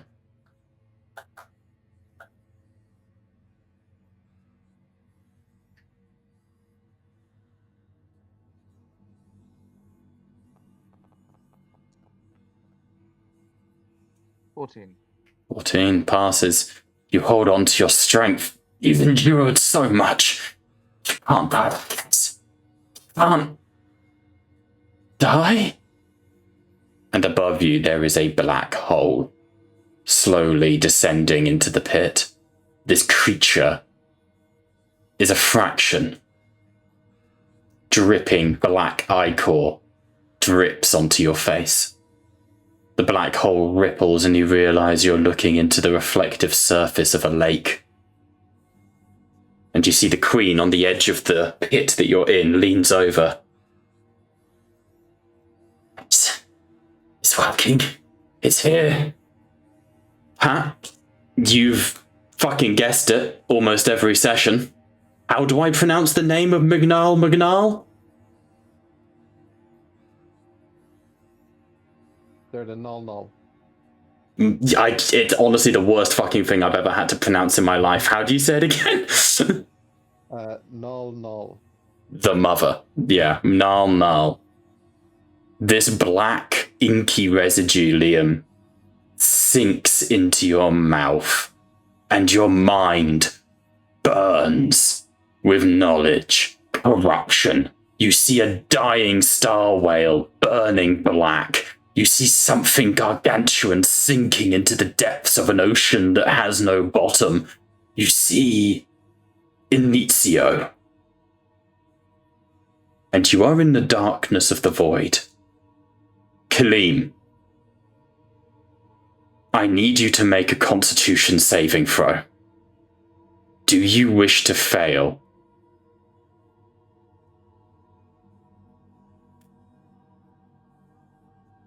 If I fit, would this save Liam's character? I cannot tell you. All you know is another con save has hit you, another wrench in your chest, and you can smell burning fur. It's like Mero is stood behind you smoking 100 cigarettes.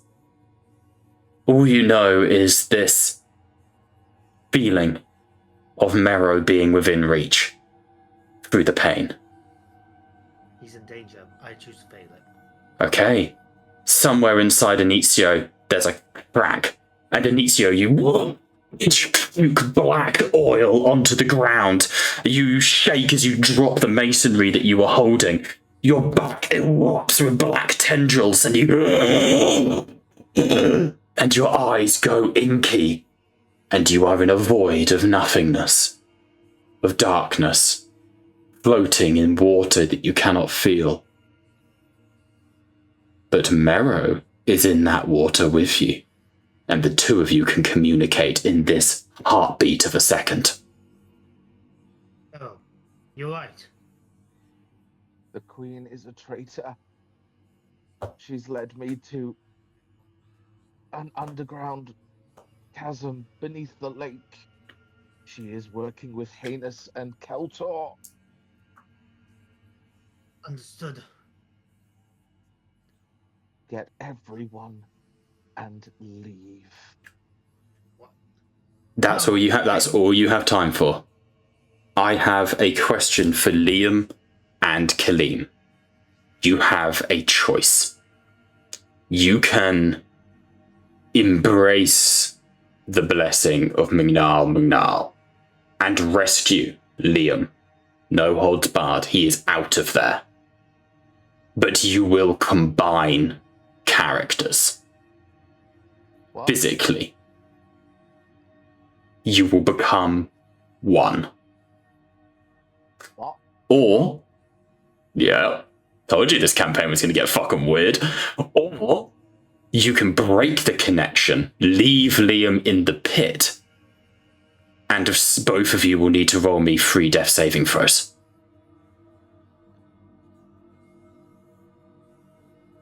That is the decision. So the first option is we become one character. Your character sheets will be combined into a singular character sheet with the features of both classes at the same level. And you will both play the same character. Essentially, I'll also just make your token double the size and give you both access to it. In gameplay terms. In physical terms, Liam will be birthed out of Inizio. Think the Illuminates from Helldivers, the big monstrosities. That sounds way. RP terms, that seems impossible to maintain. Yeah. Can I offer a third option to this? You can try. Can I kick him out? Kick Mel out? Severing the connection means surfacing from the power of Mana.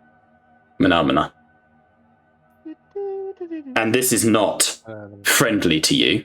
This is the BBEG. This is the Vecna of this campaign.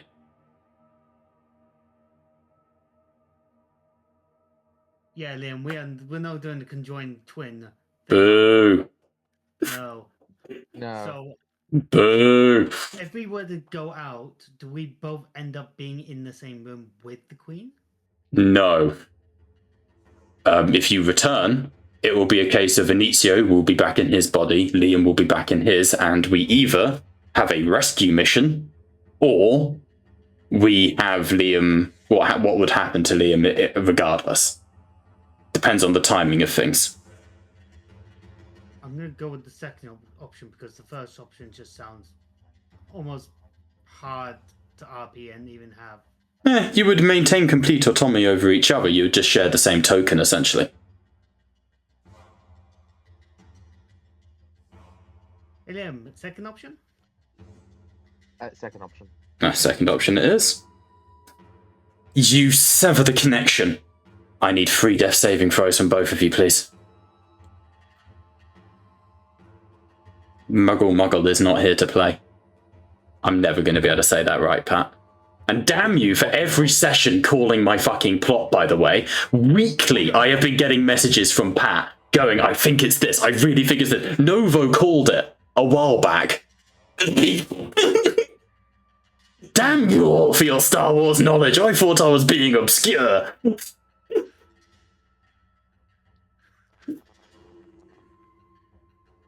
Okay, that is 3 successes from Benicio, absolute fucking unit, and 3 successes from Mero, with a surge of connection from the two of you, your camaraderie, and through the power of the Force Dyad, you are able to surface.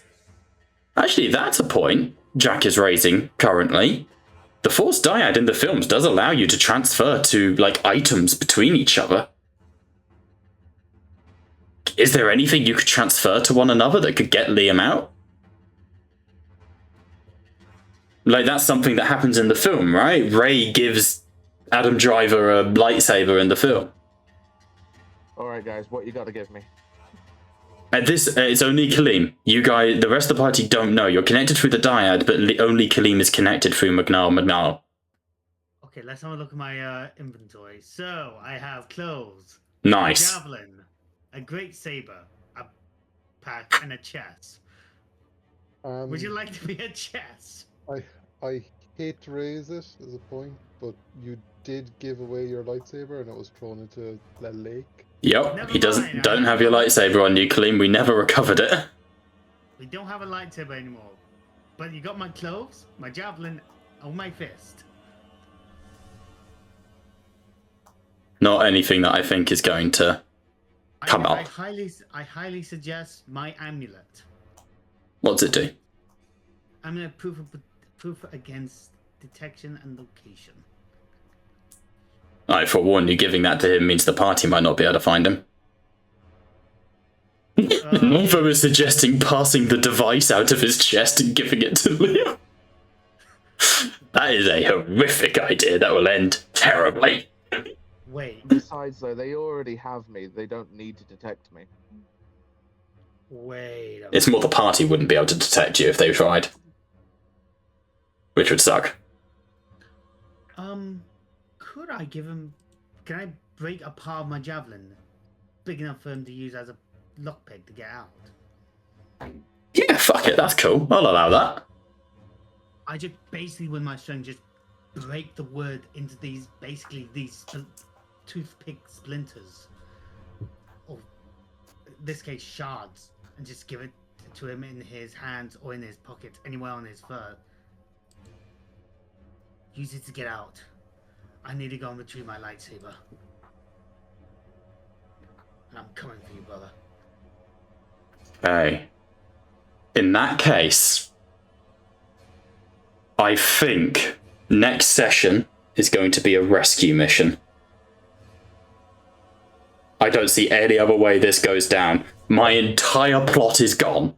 You guys were meant to go to the Gloam. Like, it was meant to be the gala, and she was going to be like, okay, I want the Republic to prove themselves to me. Bring me the heads of the terrorists. And then you would go to the Gloam, you would actually work with them, because obviously they're the good guys. Kinda. You would discover what Keltor's been up to. You know, all of this stuff. We could potentially go back to that. But I think next session we are off the fucking deep end, folks. Just before that, do myself and Oz get that long rest? I would say so. I'm going to give everyone except Liam a long rest.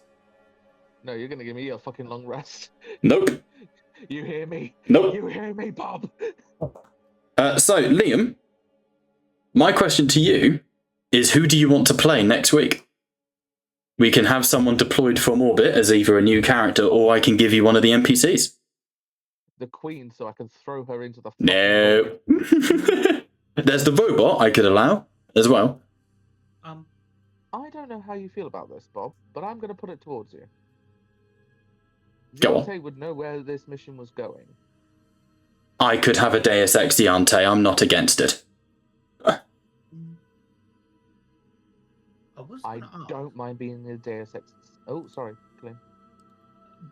Because of this like brief interaction of us passing our death saves, wouldn't Liam be on 1 hit point? He didn't nat 20. He only stabilizes at 0, and then he's being tased the entire time. So, sadly not. Oh, I was about to say if he was like on 1 hit point, maybe he could use some of the Well, I'm going to allow the lockpick thing. Like, that's really cool. I'm going to allow that, even though technically he should be unconscious. It's more so, it had Liam nat 20'd, I would have been like, right, you get a full round to try and do something here.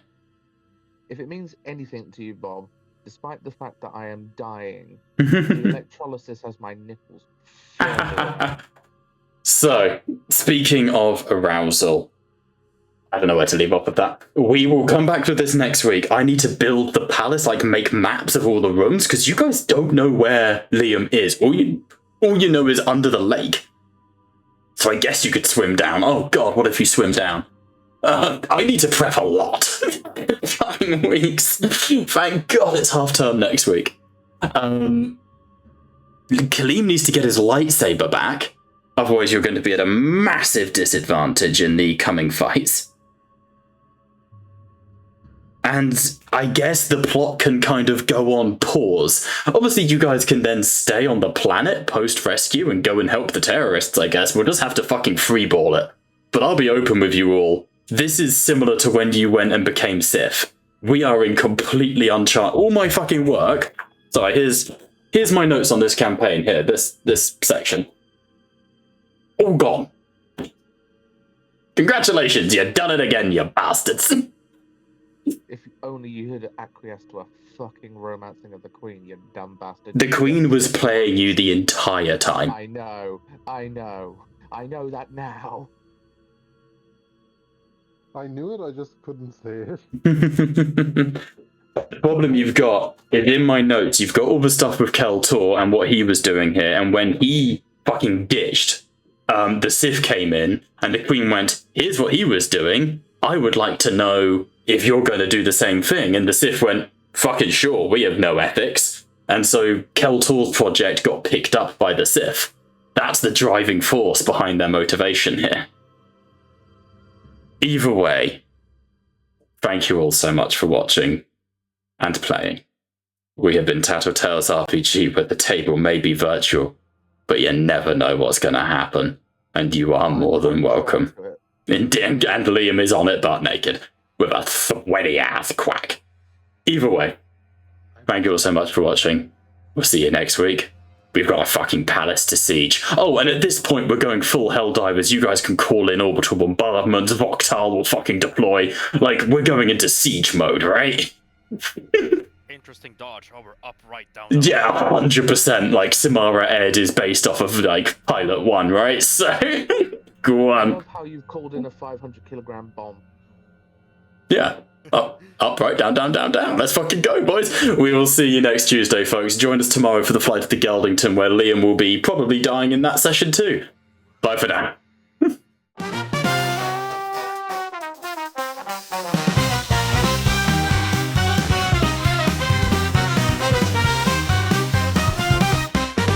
From Coruscant to the outer realm, far away. Gonna fight, gonna be free.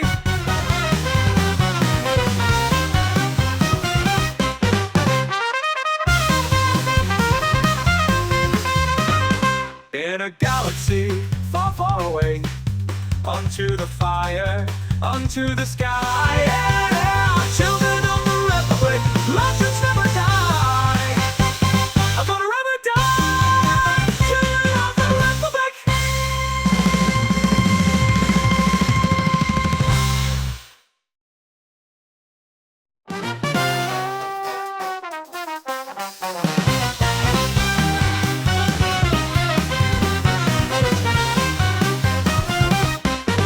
From Coruscant to the outer realm, far away. Gonna fight, gonna be free.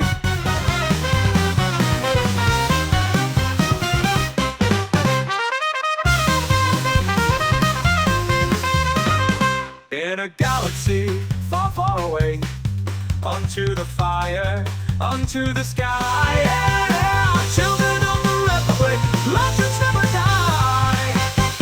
I'm gonna never die. Children of the Republic.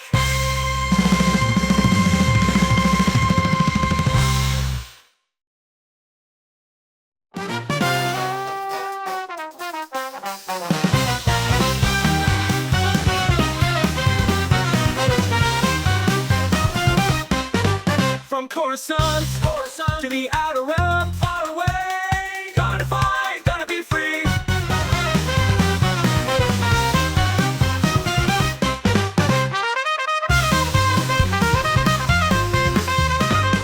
In a galaxy far, far away, onto the fire, onto the sky. Yeah, children of the Republic, legends never die.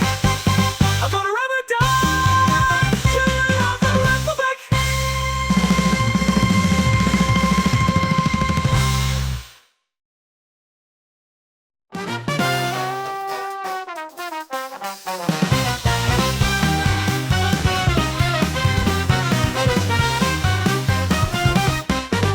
From Coruscant to the outer realm, far away. Gonna fight, gonna be free.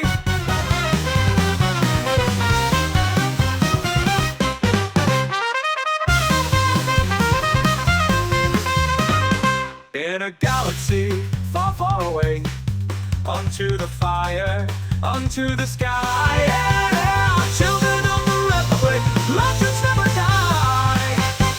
I'm gonna never die. Children of the Republic.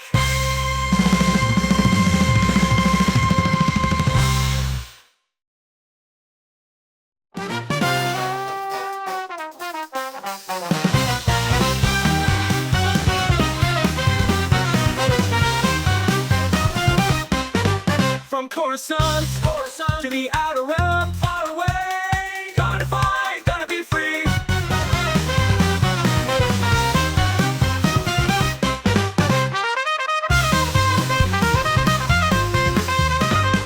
In a galaxy far, far away, onto the fire, onto the sky. Yeah, children of the Republic, legends never die.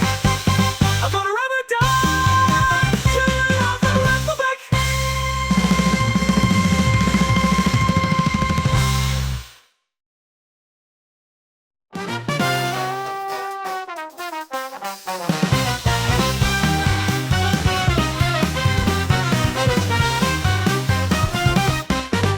From Coruscant to the outer realm, far away. Gonna fight, gonna be free.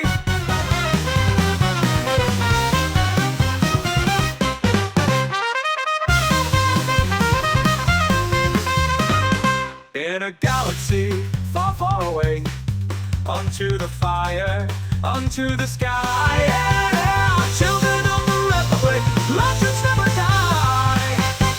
I'm gonna never die. Children of the Republic.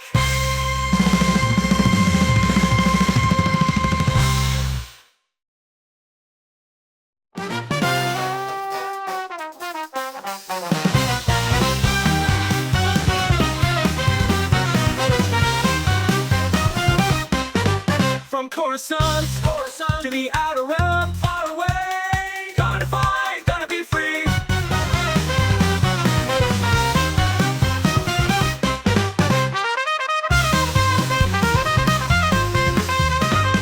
In a galaxy far, far away, onto the fire, onto the sky. Yeah, children of the Republic, legends never die. I'm gonna never die. Children of the Republic.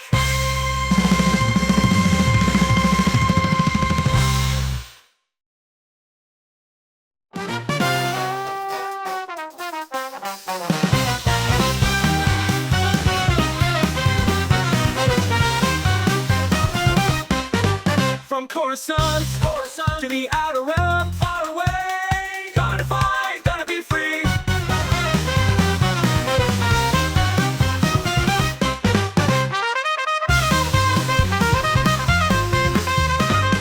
In a galaxy far, far away, onto the fire, onto the sky. Yeah, children of the Republic, legends never die.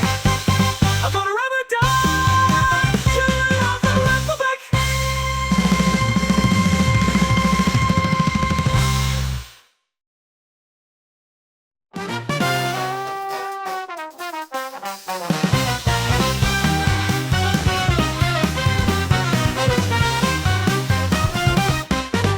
From Coruscant to the